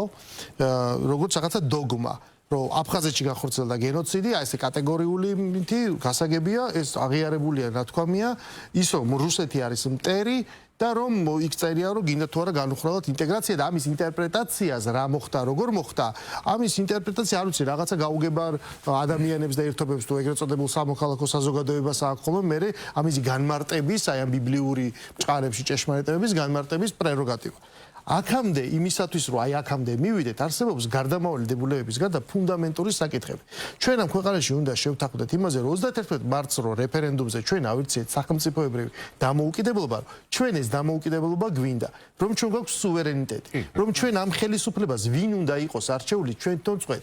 ჩვენ ახლა აქ როგორც ესე ვთქვათ ანალიტიკოსები და ექსპერტები ისე ვზივართ და ჩვენს უკან ჩვენი აზრის მეტი არავინ არ არის, მაგრამ პოლიტიკური წონის ადამიანები რო ზიან მათ უკან არის მათი ამომრჩეველი. ერთმანეთს ისინი უნდა დაელაპარაკონ პატივისცემით, შესაბამისი წონით უნდა იყვნენ წარმოდგენილი და მხოლოდ აი ესეთ მაგიდაზე მიღებულ გადაწყვეტილებას ისეთივე ურთიერთპატივისცემით, როგორც ჩვენ გვაქვს ახლა ერთმანეთის მიმართ, ექნება შემდეგ რაღაცა შედეგი.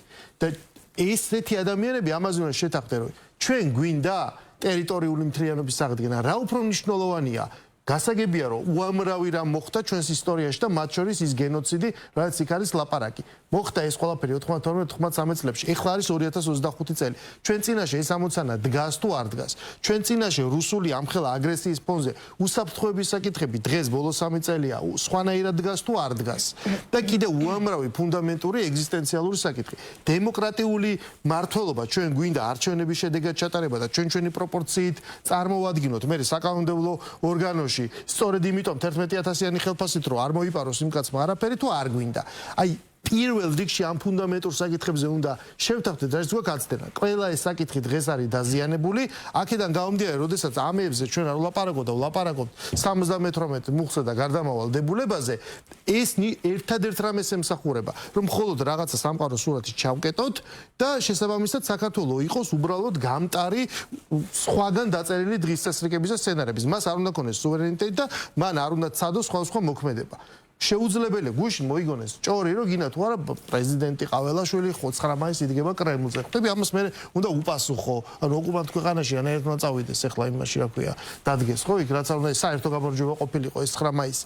ანუ ამ პირობებში შეუძლებელია ფუნდამენტური საკითხებზე შეთანხმება თუ გვინდა, უნდა დავიწყოთ მართლა ფუნდამენტური საკითხები. ამაზე როგორც კი ჩამოყალიბდებით და თითოეული მხარე აჩვენებს, რომ ის მონდომებულია, კი, მე უნდა დავინახო, რომ შენც გტკივა, რომ ტერიტორიული მთლიანობა დარღვეულია, ეს რაღაცნაირად ხო უნდა ვიფიქროთ.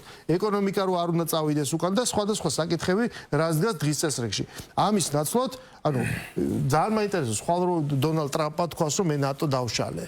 ან მე სხვა მთას მაკრონმა რა ვშებით იმ 78 მუხლს ევროკავშირი ხო რჩება მთლიანად ევროკავშირიც უნდა იშალოს გამოვიდა ბრიტანეთი უკვე ბრიტანეთი გამოვიდა უკვე რა უნდა ვქოთ სხვა შეს ბრიტანეთზე გამახსენდა და აგერ ეხლა ბოლოს როცა ვიყავი წავედი ჩერჩილის მუზეუმში და ეს სპეციალურად გამოფენილი არის საზოგადოებრივი კვლევის აზრი 1945 წელი. ჩერჩილის არჩევნები. ჩერჩილს უწერია 48%. ყველა დანარჩენს 15, 12, 11, მათ შორის კლიმენტ ეტლის. წააგო ეს არჩევნები, საერთოდ. პოცდამიდანვე მოხსნეს კაცი და ჩავიდა ჩერჩილი და იქ რა გააკეთა, იქ დადგა იმაზე ტრაფალგარის სკვერზე და ცეცხლი ოლიგარქია. მე დაგეთანხმებოდი თუ ეს ამაზე უნდა შევთანხმდეთ. ეს მე მესმის თქვენი არგუმენტები უამრავ რაღაც დარღვევაზე შეიძლება. ყველა ნახეთ პირდაპირ ერთ-ერთი მაგნეულის რა არის. მაგრამ აი ბოდიშით რომ ჩაგეჭერეთ ესე უხეშად. თავად დარღვევა ის არის რომ რასაც თქვენ ამბობთ იმ ფუნდამენტურ საკითხებზე, რასაც იქნება ეს უსაფრთხოება, სუვერენიტეტი თუ ასე შემდეგ. აი სწორედ ამ საკითხებთან მიდგომის ძალიან კარგ მაგალითს უნდა იძლეოდეს ქართული ოცნება და მართველი რეჟიმი. პრობლემა იმაშია რომ სწორედ ქართული ოცნება არ იძლევა კარგ მაგალითს ამ ფუნდამენტურ საკითხებთან დაკავშირებით და ეს არის ახლა თქვენ იცით ბუნებრივია რომ მართველი ძალა მას გაცილებით მეტი პასუხისგებლობა მოეთხოვება. რატო არ იძლევა შეგიძლიათ მაგალითი მითხრათ? ნუ ეხლა იმიტომ რომ დასავლეთი გახდა კრიტიკის საგანი ამიტომ. არა, ჩვენ შეიძლება დასავლეთი ბევრ რამეში გავაკრიტიკოთ. ეხლა მათ შორის ეხლა პირობითად რომ თქვა, ხო, იგივე 78 მუხლი. საერთაშორისო პოლიტიკა ეხლა ბევრგან და ბევრჯერ შეიძლება შეიცვალოს და შეიძლება 78 მუხლი გადასახადები აღმოჩნდეს, აქ სწორად შეიძლება ნატო გაუქმდეს ან მეორე დღეს ევროკავშირი დაიშალოს, რა თქმა უნდა. მაგრამ კიდევ ერთხელ, როცა ვსაუბრობთ უსაფრთხოებაზე და სახელმწიფო პოლიტიკა პირველ რიგში ემსახურება ორ რამეს, ეს არის უსაფრთხოების გაძლიერება ქვეყნის და კეთილდღეობა მისი მოსახლეობის და თუ ეს უსაფრთხოების პრიმატი მოითხოვს ამ შემთხვევაში ევროკავშირის დემოკრატიული ბუნებიდან გამომდინარე მასთან მჭიდრო სამხედრო, პოლიტიკური, ეკონომიკური ურთიერთობის დამყარებას, იმიტომ რომ მხოლოდ ამ კავშირში შესაძლებელია ისეთი სუსტი კავშირის, ისეთი სუსტი ქვეყნის გადარჩენა, როგორც არის საქართველო და ამ დროს თქვენ ეჭვის ქვეშ აყენებთ 78 მუხლს. მაშინ მე სერიოზული კითხვა მიჩნდება, რამდენად გულწრფელია ზოგადად ქართული ოცნება, როცა 78 მუხლი იღებდა. კარგი, ეხლა მე შემოგაგებებთ კონტრარგუმენტს რა. არსებობს რეალობა 2022 წლის 24 თებერვლამდე და არსებობს რეალობა 24 თებერვლის შემდეგ. როდესაც მე, რომელსაც რუსული აგრესია მაქვს გადატანილი და დღეს ვხედავ, არ ვიცი მე ბოლოს როდის იყო 45 წლის მერე, რა ვიცი, მე მგონი სერბეთში არ ყოფილა ამხელა ომი, რაც ეხლა უკრაინაში. რას ხედავ? ჩვენ ხედავთ უკრაინას, ჩვენ ხედავთ უკრაინის მიერ ტრის მოგერიებას, ჩვენ ხედავთ რუსულ აგრესიას და უკრაინის მხრიდან სწორედ ევროკავშირის ქვეყნების ხარდაჭერას. მაგრამ მე რომელიც გეოგრაფიულად საერთოდ სხვაგან უკვე ვიმყოფები და ზუსტად იგივენაირად შეიძლება გავხდე, იმიტომ რომ ის ულტიმატუმი რაც რუსეთმა წაუყენა დასავლეთს, ესე ვთქვათ, 2021 წლის დეკემბერში, ის ჩემზეც ვრცელდება ეს ულტიმატუმი, იქ მეც ვარ ნახსენები. შესაბამისად, მე რომელსაც ვიცი რომ ამის ვირჩევთ ამ შემთხვევაში ნეიტრალურ პოზიციას. ჩვენ არ ვერთვებით აგრესიას, ანუ რას ქვია, რას მიერთებული ვართ ყველა სანქციებზე, მაგრამ არ ვაწესებთ არანაირ სანქციებს. არ ვირჩევთ მხარეს. რას ვაკეთებთ? და პირველ და რას და ამავე დროს ავშვებით 3 წლის მანძილზე ჩვენ უყურებთ უკრაინელი ხალხის ხელისუფლების გმირულ ბრძოლას ევროკავშირის ხარდაჭერით, ოღონდ სამწუხაროდ რა შედეგით? რას აკეთებ? პირველ რიგში მე რა მიჩნდება ის, რომ აქ რო მე რაღაცა რისკები გავზარდო, გავიგერო, მაგრამ უკრაინაში რა შვება ევროკავშირი და აქ რა უნდა ქნას საქართველოს? კონკრეტული შეკითხვა მაქვს. რას აკეთებ უსაფრთხოების გასაზრდელად საქართველოში? თქვენ გარანტია გააქვთ რუსეთიდან საფრთხე რომ მომდინარეობს. თქვენ ხო საუბრობთ პირველ რიგში საფრთხე გაიზარდა. საფრთხე ხო გაიზარდა. კი ბატონო. ანუ რას აკეთებთ იმისთვის რომ ამ ეს საფრთხე გავანულოთ? პირველ რიგში რასაც ვაკეთებთ, ეს არის პრევენცია. ხო, პრევენცია იმისი, რომ არ საქართველოს როგორც გამაღიზიანებელი ფაქტორი არ უნდა არსებობდეს და უნდა არსებობდეს სხვადასხვა ქვეყნის მეზობლების კეთილმეზობლური ინტერესები, მათ შორის ეკონომიკური. ჩვენ თურქეთთან გვაქვს ცუდი ურთიერთობა, სომხეთთან, აზერბაიჯანთან, ეს ქვეყნები ერთმანეთის მიმართ კონფლიქტურია. ჩვენ მაქსიმალურად ვცდილობთ, რომ არანაირი ისლისი გამოცდილებაც გვაქვს რუსეთთან, ამ შემთხვევაში აგრესიულ რუსეთთან არ გქონდეს. გადავწყვით არაბეთის ქვეყნებს, ჩინეს და ყველასთან ვცდილობთ რომ დავამყაროთ სხვა ტიპის ურთიერთობა. ანუ თქვენ ამბობთ რომ ღევანდელი მდგომარეობით თქვენ ქმნით გარანტიას რომ რუსეთი შეიძლება პოლიტიკა თქვენ ბრძანებთ რომ არის შესაძლებლობის ხელოვნება და მაქსიმუმი. ჩვენ ხო არ ვიმყოფებით, ანუ სუფთა დაფის პირობებში ჩვენ ვიმყოფებით რაღაც შემზღუდავ ვითარებაში, სადაც ჩვენი რაღაცა ოფციონები არ არის განუსაზღვრელი, რასაც გვინდა ვერ ვიზავთ. ძალიან შეზღუდული გვაქვს დღეს ჩვენ მანევრის ჩვენი ზომიდან, წონიდან, ყველაფრიდან გამომდინარე. პირიქით ვიტყოდი ვიცოდი რომ შეზღუდულები კი არ უნდა ვიყოთ, მაქსიმალურად უნდა გავშალოთ, მაგრამ აი კი ერთი ის უნდა დაგაბრუნოთ თემაზე და წავიდე დასასრულისკენ. გისმენთ? უბრალოდ რუსეთის არ გაღიზიანების პოლიტიკა იმასთან დაკავშირებით რომ ხვალ თქვენ საიტკანაც მეტ აქტიურობას ემხრობით, აი ეს მეტმა აქტიურობამ რომ სხვა ტიპის რისკი წარმოშვას. აი ის შემთხვევაში რომ იქ ვინმე სადმე რამეს დაგიცავს, ამის მიმართ სკეპსისი რომ საფუძვლიანია, იმედია დამეთახოთ. სად გადის წითელი ზოლი, როცა თქვენი პირობითად ეს რასაც ამბობთ, რომ არ გაღიზიანების პოლიტიკა არ გადაიქცევა ცალსახად დათმობების პოლიტიკაში. რისთაც ჩვენ ყველაფერი დათმობილი გვაქვს, რის დათმობაში? ანუ რუსეთთან დაკავშირებით ვამბობ. წაიღო რუსეთს ეს ქვეყანა აქვს ზუსტად ისევე ოკუპირებული, რა დღეში ეხლა ეს 2008-ში ჩვენ გადავიდეთ რომ გააგრძელოს მოთხოვნები, თქვენი თვითონ თქვენ არ გააღიზიანებთ. არა, რას ქვია გააგრძელოს რუსეთთან მოთხოვნები? აბა ნუ მაშინ საფუძველი უნდა მიხსნათ მაშინ რა ხდება ხალხის გატაცება ოკუპირებულ ტერიტორიების სიახლოვეს. ხო, მივიხავთ იმისა, რომ ვცდილობ თქვა კი ბატონო, რომ დღევანდელი ხელისუფლება ხო 2013 წელს გააფორმა ხელშეკრულება, რომ დაბრუნებული იყო ქართული სასოფლო-სამეურნეო პროდუქცია და მინერალური წყები და ღვინო რუსულ ბაზარზე. 2014 წელს გაიზარდა სავაჭრო ეკონომიკური ბრუნვა, ექსპორტი, ქართული ექსპორტი რუსულ ბაზარზე 152%. რა დათმობაზე წავიდა დღევანდელი ხელისუფლება, რომელიც ითვლება შედარებით თქვა ლოიალური, ხო, თქვა. რა დათმობაზე წავიდა? დათმობა რა იყო აბსოლუტურად? დათმობა რა იყო? არა, დათმობა იყო, რომ ყოველ შემთხვევაში, ნახეთ 2009 წელს მაგალითად სავაჭრო ეკონომიკური ბრუნვა რუსეთს და საქართველოს შორის ნიკა ამ საკითხს რომ გავყოთ მაშინ და გადავხედოთ და გადავიდეთ გაცილებით ადრე და რა მოცემულობა იყო იმ წინა პერიოდში მაშინ ისიც უნდა გავიხსენოთ და ძალიან ავწდით უკვე თემას. მოკლედ თუ შეიძლება. რატომ მოხდა თუ ასეა რომ მაგალითად ქართული ოცნების ხელისუფლება არის ხელისუფლება რომელმაც რუსეთს მოუგო საერთაშორისო უმაღლესი ტრიბუნალის სასამართლოები. რატომ ხდება ეს ესე და ეს საერთოდ არ გამორიცხავს იმას რომ რუსეთთან უნდა იყოს პრაგმატული პოლიტიკა და წინა ხელისუფლებაც აგვისტოს ომის დასრულების შემდეგ მალევე საკუთრივ სააკაშვილი ხვდებოდა საზღვარზე, ხო, ამ რუს ტურისტებს და რუს ფულსუნი არუდის და ესეთი რაღაცეები, ხო?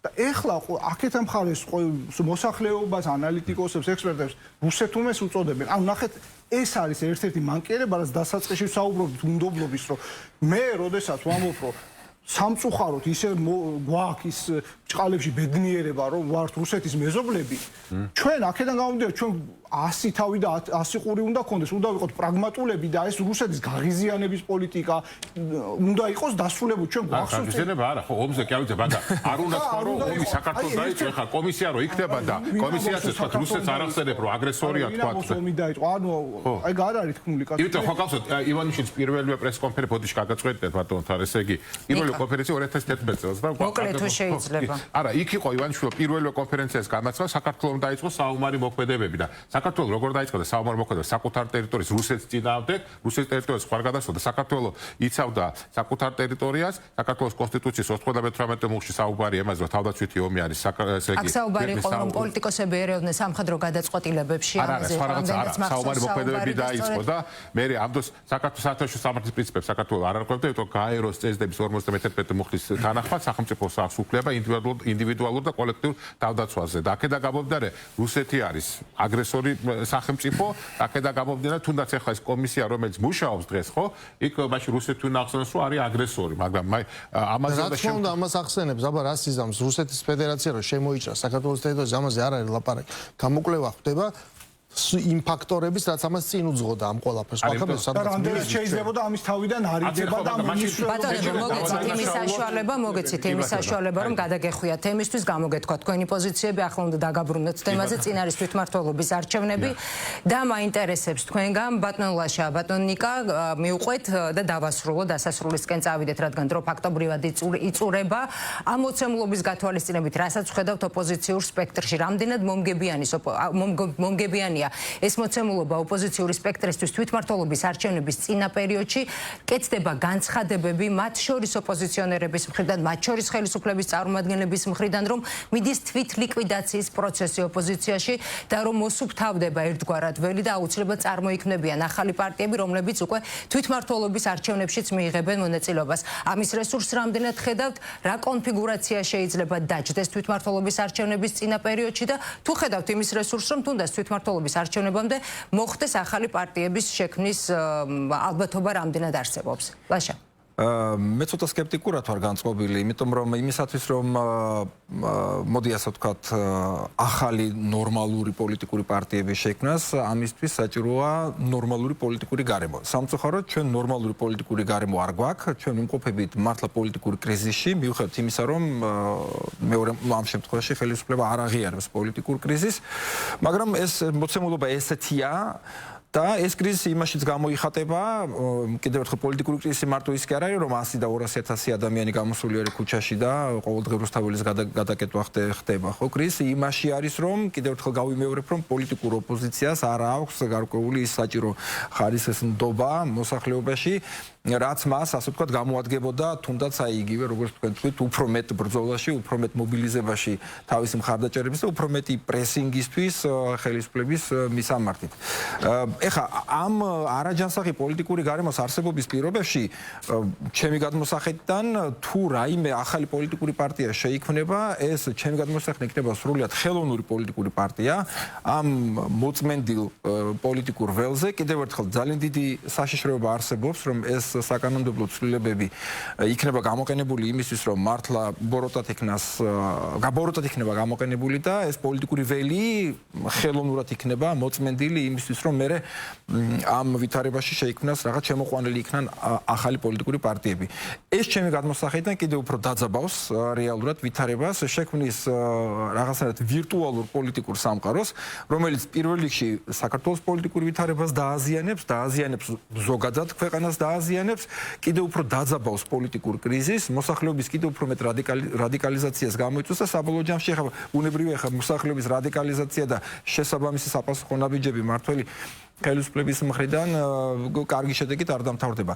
ამიტომ სანამ ორივე მხარე ამ შემთხვევაში არ აღიარებს, რომ სერიოზული საფუძველი არსებობს იმისთვის, რომ ვაღიაროთ, რომ არის კრიზისი და არ გადადგავენ მართლა ქმედით ნაბიჯებს იმისთვის, რომ ამ ადგილობრივი არჩევნებამდე რაღაცნაირად გამოსწორდეს ის მექანიზმი საარჩევნო, რაზეც მიდის რეალურად დავა და რის გამოც რეალურად ამდენი ხალხი არის ნაცემი ნაწყებით და ქუჩაში რო დაძლებენ და ციხეში რო არიან ახლა ამდენი აქტივისტი გამოწვეულები და სრულიად ჩემი გადმოსახედიდან აბსოლუტურად უსაფუძვლოდ და რაღაც მოგონილი ბრალდებებით ეს ყველაფერი ქმნის აბსოლუტურად მიუღებელ პოლიტიკურ კონტექსტს იმისთვის, რომ ნორმალური ჯანსაღის ადგილობრივი არჩევნები ჩატარდეს. ამიტომ ამ გადმოსახედიდან მართველი ხელისუფლების მხრიდან არსებობს ვალდებულება, რომ ის ძირითადი პრობლემა რაც არსებობს კიდევ ერთხელ არაჯანსაღი პოლიტიკური გარემოს და კრიზისის არსებობისთვის იქნას მოშორებული დღის წესრიგიდან. თუ ამას ის არ განახორციელებს, ჩემი გადმოსახედიდან პოლიტიკური კრიზისი გაგრძელდება, კიდევ უფრო გამწვავდება,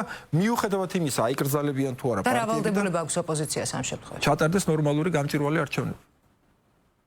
ჩატარდეს ნორმალური არჩევნები, ანუ ოპოზიციამ უნდა უზრუნველყოს თუ არა, ეს ბუნებრივია ორმხრივი პასუხისგებლობა არსებობს და აქ უკვე ამ შემთხვევაში სრულიად გეთანხმებით, რომ თუ ამ მექანიზმზე შეთანხმება მოხდა, ეს მექანიზმები რა თქმა უნდა ბუნებრივად უნდა იყოს ვერიფიცირებული, რომ მე არ დაიწყონ მე ისევ როგორც ამ არჩევნების დროს მოხდა, რომ ყველას ასე თქვა დარწმუნება ხდებოდა, რომ ვერავინ ვერ გააყალბებს და მე აღმოჩნდა, რომ თურმე შესაძლებელია გაყალბება. იმისთვის რომ შეთანხმდნენ გარკვეულ საკითხებთან დაკავშირებით, უნდა წავიდნენ რა თქმა უნდა, ის ფუნდამენტურ, კიდევ ერთხელ, ჩემთვის არ არსებობს ამ შემთხვევაში არც ერთი საკითხი, რაზეც ჩვენ შეთანხმება არ შეგვიძლია, კიდევ ერთხელ იმ მარტივი მოცემულობიდან გამომდინარე, რომ ჩვენ ვართ ერთი ქვეყნის შვილები.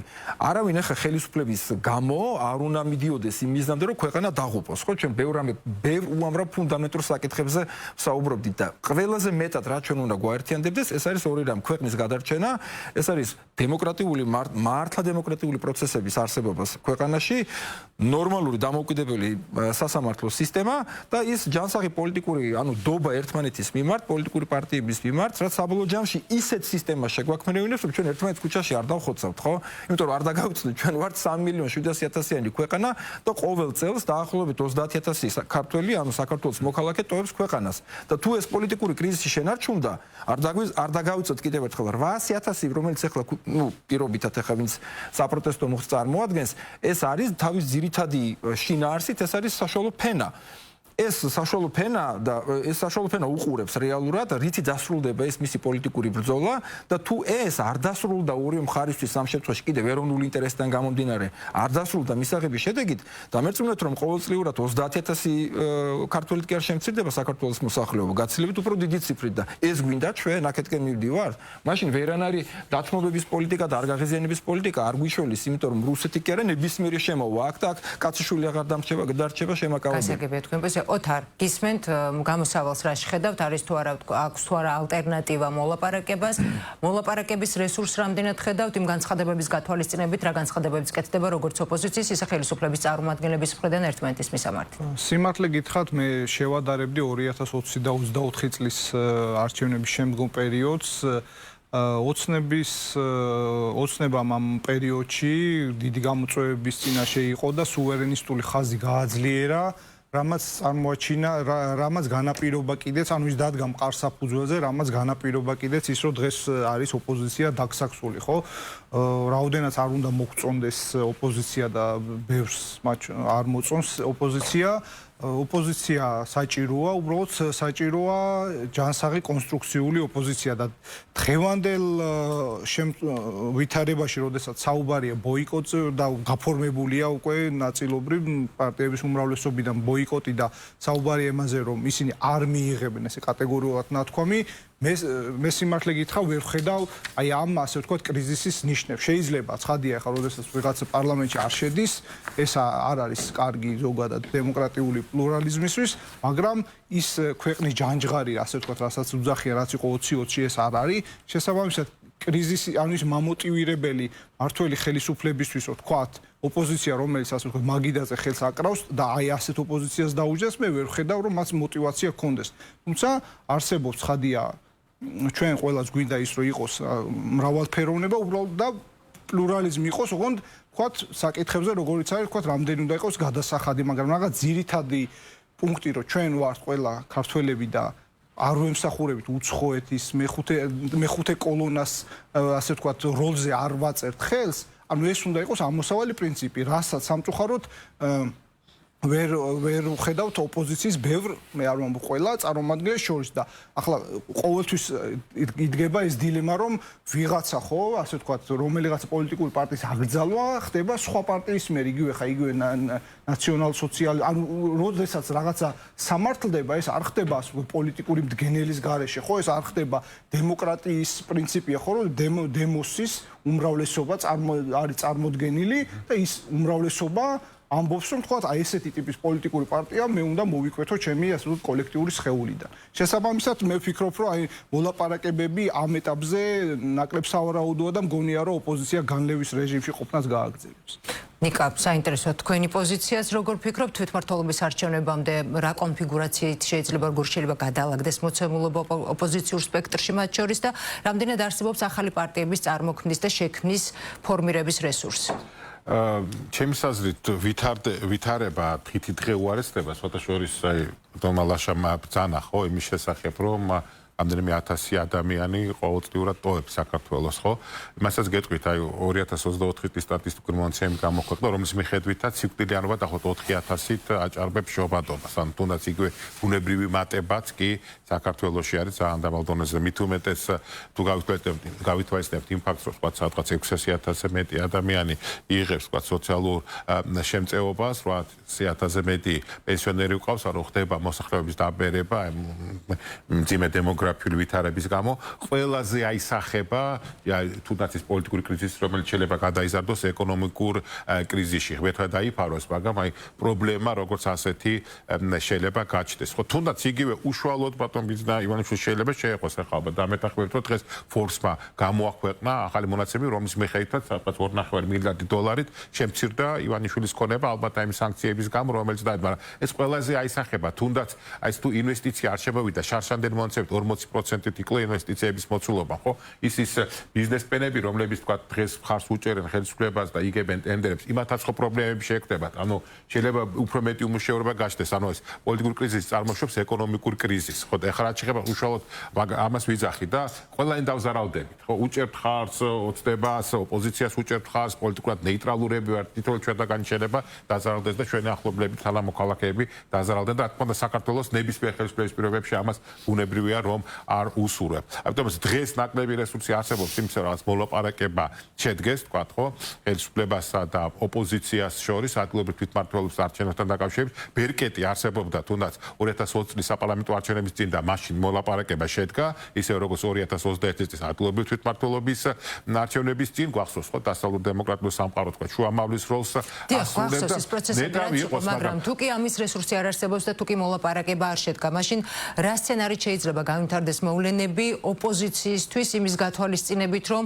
კეთდება არაერთი განცხადება იმასთან დაკავშირებით, რომ ოპოზიციას არ ექნება იმის რესურსი საბოლოოდ თვითმმართველობის არჩევნების შემდეგ იყოს ეფექტიანი და გააგრძელოს ის აქტივობები, იმ ტიპის აქტივობები, რა ტიპის აქტივობებსაც თუნდაც აი ამჟამად აწარმოებს. რამდენიმე ვარიანტი შეგვიძლია აქ ამ შემთხვევაში განვიხილოთ. პირველი პესიმისტური, ამ შემთხვევაში ოპოზიცია აცხადებს, რომ არ ვცნობ ამ ხელისუფლებას და აღნიშნული თქვა ცენტრალური საარჩევნო კომისიის მოქმედების პირობებში შეუძლებელი ადგილობრივ თვითმმართველობის არჩევნების მონაწილეობა, მით უმეტეს, როდესაც ხელისუფლება ემუქრება, საკონსტიტუციო თქვა სასამართლო სახელით ასე თქვა, ხო, ემუქრება, რომ თქვა გაუქმდება ოპოზიციური პარტიები, მაგრამ არსებობს მეორე ვერსია, შესაძლებელია, არ ვიცი, რაღაცა კონტაქტები არსებობდეს, თქვა, ხო, დღეს მაგალითად შედგა შეხვედრა ამერიკის შეერთებული შტატების საგანგებო სრულუფლებიან ელჩსა და საქართველოს ვიცე-პრემიერს, დე-ფაქტო ვიცე-პრემიერს შორის, რაღაც, ნუ, ყოველ შემთხვევაში აქ თავრობის კაცრიამ გაავრცელა განცხადება, რომ თითქოს აქ საუბარი არის, ესე იგი, ეკონომიკურ პროექტებზე, ნახოთ ამერიკული მხარე განცხადებას გააკეთებს, მანამდე შედგა, თქვა, დე-ფაქტო საგარეო საქმეთა მინისტრის შეხვედრა ელჩთან,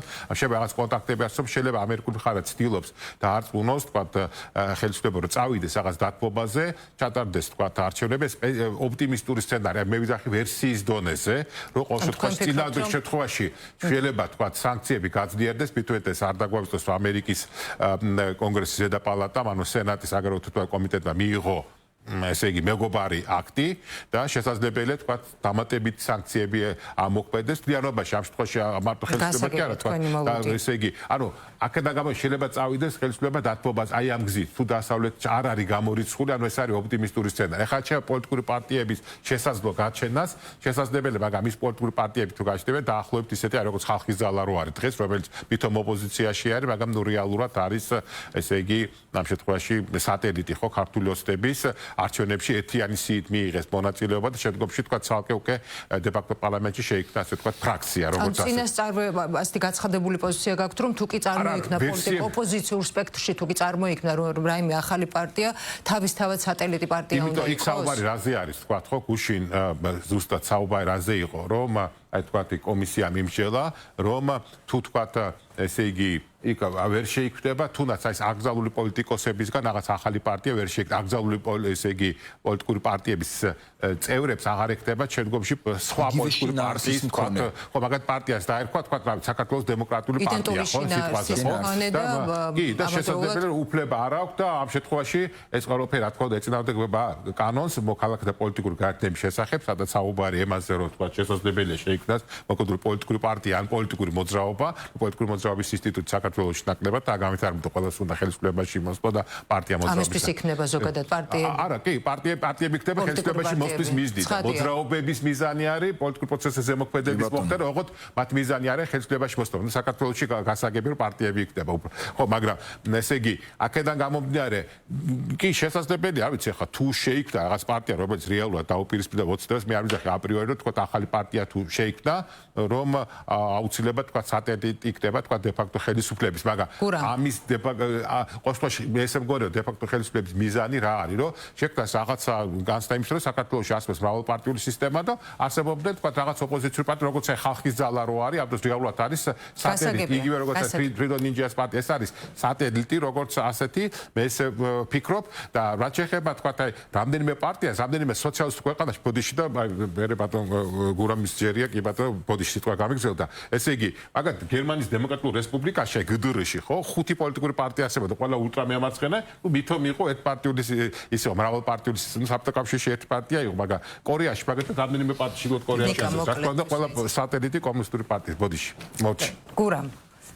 რა მოცემულობის წინაშე აღმოჩნდებით თვითმმართველობის არჩევნების წინა პერიოდში ოპოზიციაში რამდენად არსებობს იმის რესურსი რომ დაждდეს მოლაპარაკების მაგიდასთან და გარკვეულ საკითხებთან დაკავშირებით თქვათ შედგეს შეთანხმება და მიიღებენ თუ არ მიიღებენ მოლოდინი როგორ გაქვთ არჩევნებში მონაწილეობას ჩვენ დღესაც და ახალი პარტიების წარმოქმნის და ფორმირების რესურსი რამდენად არსებობს ჩვენი საზოგადოება დღესაც ცხოვრობთ გაყოფილ რეალობაში ხო ანუ ხელისუფლებამ ჩვენ ნახეთ რომ არა მარტო მიიღო უმრავლესობა ხმების 54-55%. შემდგომ კრიზისის პერიოდში მან მოახერხა ამის შენარჩუნება, ეს იგრძნობოდა ეს მხარდაჭერა.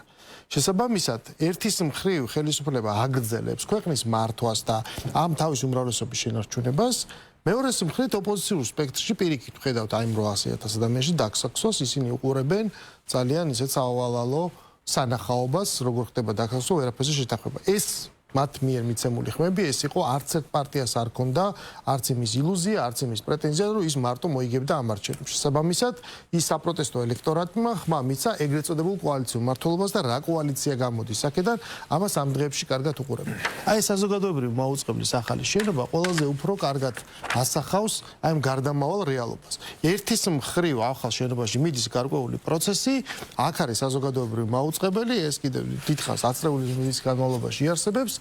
მაგრამ არსებობს ძველი, დამარცხებული და წაგებული ომის პროცესი, როდესაც აი ეს პროტესტანტები ისევ ძველ შენობასთან, ცარიელ შენობასთან იკრიბებიან და ესე ყოველდღიურად რაღაცა აი თავის მარშრუტს გადიან იმ უკვე მილევად ინერციით არსებულ რეალობაში, რომელიც არსებობს. ამიტომ მე კოლეგებს ვერ დავითანხმები და მაქვს განსხვავებული აზრი, მგონია რომ პირიქით ეს კრიზისი არ არის ესეთი კრიზისი, ეს კრიზისი არის მილევად რეჟიმში და ეს თვითმმართველობის არჩევნები ამ კრიზისის გაქრობას გააფორმებს უბრალოდ. იმიტომ რომ მე არ მესმის რომ როგორი კანონიც არ უნდა მიიღოს იქ და რაც არ უნდა ეწეროს რა უშლის ხელს და ეს უკვე ოცნების პირობებში პირველი არჩევნები არ ტარდება რა უშლის ხელს მით უმეტეს აი ამ ნაკრიზისალზე და თუ კი ამტკიცებს პოლიტიკური სპექტრი რომ უმრავლესობას მით უმეტეს თბილისში არ სურს მაგალითად ეს ხელისუფლება რა უშლის ხელს რომ გამოვიდეს ეს ადამიანები მით უმეტეს იქნება თუ არ ვცდები 25 მაჟორიტარული ოლქი ჩვენ ხო გვაქვს მაგალითად დღეს დიდი ლელოელი გახდა ბატონი ალექსანდრე ელისაშვილი. ალექსანდრე ელისაშვილის ქართული ოცნებისთვის მოგებულია არჩევნები საბურთალოს ოლქში, ხო? ფეხდაფეხ შემოიარა, ყველა ეზოში იყო, ყველას ხელი ჩამოართვა და მოიგო მან ეს არჩევნები. გამოსწრ პოლიტიკოს მოუგო არჩევნები, აი 2015 წელი იყო თუ არ ვცდები. 15 წელი იყო, კი. ხო, ამას ხელს დღეს იგივეს გაკეთებას არაფერი არ უშლის და თან მასში როცა ოცნება ახალი მოსულია და ოცნებამ რა პირობებში მოიგო თვითონ 2012 წელს არჩევნები, მაგაზე არ ვილაპარაკოთ, მაგრამ ეს ხო შეძლო მან. დღეს ამ თუკი კრიზისს ვიძახით, თუკი ვიძახით, რომ ამ ხელა ვითარება, დღეს რა უშლის 25 ადამიანი გაუჭირდა ამ ხელა პოლიტიკურ სპექტრს, რომ დააყენოს სიტყვაზე თბილისი ში და აჩვენოს პირველ რიგში, ანუ გააჩინოს რწმენა, რომ ჩვენ რასაც ვიძახთით, რომ ჩვენ ბევრი ვართ და გავიყალიბეთ არჩევნები, აი თურმე მართალია. ჩვენ რასაც ვამბობთ, რომ უმრავლესობა ვართ და შეგვიძლია რომ პარლამენტში სხვა კონფიგურაცია უნდა იყოს, აგერ ასახებს ეს არჩევნები, მას ხო შეუძლია ამის გაჩენა. ის ამას არ აკეთებს და მიდის საერთოდ სხვა გზით. შესაბამისად, როგორც აი საზოგადოებრივი მაუწყებელი აქ აგრძელებს ცხოვრებას, ესე გაგრძელდება ამ ქვეყანაში ცხოვრება და ვიღაცა დარჩება იმ რაღაც კოსტავაზე, ზოოპარკის ტერიტორიაზე, აი რაღაც თავისი რა პროცესების ამარა, ხო? ეს შეუძლებელია, იმიტომ რომ კონსენსუსი შეუძლებელია, ანუ ულტიმატუმების ენი ტერორისტები არ ელაპარაკებიან. რა აქ არის ერთადერთი ულტიმატუმი წავდგენი, ანუ დისკუსიის სფერო დღეს უკვე დახურულია. აღარ არსებობს არც პატივისცემა, არც თანამშრომლობის რესურსი, არაფერი არსებობს. არსებობს მხოლოდ მხარეებად გაყოფილი. შესაბამისად, შეუძლებელია საბედნიეროდ აღმოჩნდა, რომ მოსახლეობის უმრავლესობა მაინც აი ამ მშვიდობის შენარჩუნებას მხარს უჭერს, ამიტომაც ეს კრიზისი არის არაპროპორციულად არის. კი, გაყოფილია გეთახმებით საზოგადოება, მაგრამ არაპროპორციულად არის და ეს არჩევნები იქნება ტესტი იმისი, თუ რა დასკვნა გამოიტანა ხალხმა აი ამ განვლილი პოლიტიკური სეზონიდან და რა არჩევანს გააკეთებს საუბარი. ძალიან დიდი მადლობა. მოკლე რეპლიკა თუ შეიძლება და უნდა დაგემშვიდობოთ. მაინც მინდოდა რომ მეთქვა რომ ეს კრიზისი გაგრძელდება მანამ სანამ ფეხბურთის სათამაშოდ ორი მხარე გადის, მაგრამ ერთი ცდილობს რომ ფეხბურთი ითამაშოს, ხოლო მეორე ითამაშება რაგბის. სანამ ჩვენ ვერ შევთანხმდებით რომ ორი განსხვავებული წესით თამაში ვერ შედგება მანამდე კრიზისი ყოველთვის იქნება. ეს უნდა გავითავისოთ ყველა. ძალიან დიდი მადლობა ბატონო. რომელია ფეხბურთელი და რომელია რაგბისტი. მაინც მაგას ვიძახი, რომ ეს შეთანხმება უნდა მოხდეს და უნდა აღიაროს თვითონ მონაწილეობით ამ ძალებმა. მადლობა სტუმრობისთვის, ძალიან დიდი მადლობა რომ იყავით ჩვენი გადაცემის სტუმრები. გურამ ნიკოლაშვილი, ლაშა ძებისაშვილი, ოთარ ჭულუხიძე და ნიკა ჩიტაძე იყვნენ ჩვენი გადაცემის სტუმრები. ასეთი იყო დღევანდელი აქტუალური თემა. შეგემშვიდობებით პარასკევამდე დროებით.